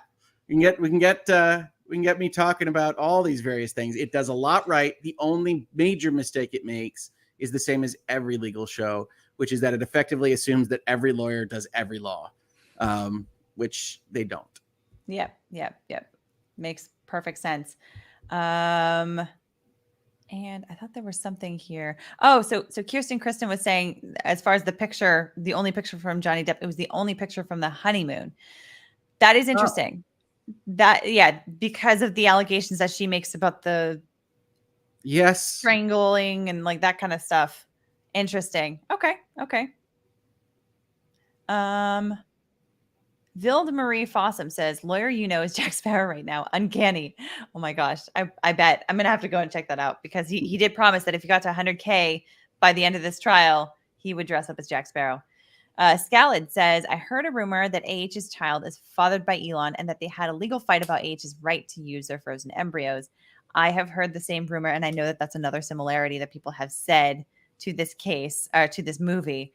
So I mean, yeah, there's the similarities are very, very interesting, especially if you are in the Johnny Depp camp, right? You've got the planning aspect. You've got the bottle. You've got the, setting up a scene. I guess that's part of the plan, right? And then you've got the, the embryo part, which is, thank goodness Johnny didn't have kids with her. that would have been insane. But Think yeah, about how much worse this would have felt. It was already ugly and terrible. yeah, I agree. It'd be And like a then 6-year-old. I mean, like, ugh. yeah, exactly. And I think what else? But there are also some pretty material differences though, right? Like we haven't really discussed this just yet, but there are some differences between this particular case and Gone Girl, right? Like, so for example, in this case, Amber comes from more it sounds like more blue collar roots out of Texas. Her dad used to break horses. Like it was more of like a rural kind of vibe. Whereas and she started from the center of the country, ended up on the coast, right? Whereas in Gone Girl, it was the opposite. Started from New York City, ended up in Missouri. And so she comes from like wealthy parents. She's got a trust fund initially, at least, that kind of goes away after a while. But she, there's some idea of some kind of, I don't know if you could say that there's a concept of abuse from her childhood, but at the very least, there's definitely some profiteering from her childhood. Not just in the Amazing Amy childhood stories or the kids books that her mom basically makes and kind of like profits off of this idea that she has this amazing daughter. But then also when she's missing, I don't know if you remember when she was like, one of the things was like findamazingamy.com or something. It becomes like part of like a PR thing for her and for her to market her Amazing Amy books too. Very, very interesting. The mom did not really come out of this movie looking very good. No. Uncivil Law. Thanks so much for the super sticker. Law, thank you. Hey, thank you. And hey, thanks for becoming a member. And that's all the super chats. So well, fantastic, everybody. Yeah, this has been great. This has been wonderful. Thank you everybody for joining in with us. This has been such a great sort of like experimentation that we wanted to do to talk about the movie and talk a little bit about, the case, a little bit. We touched on it. We didn't go too hard on it. We worked it in. Yeah. Some popcorn. So yeah.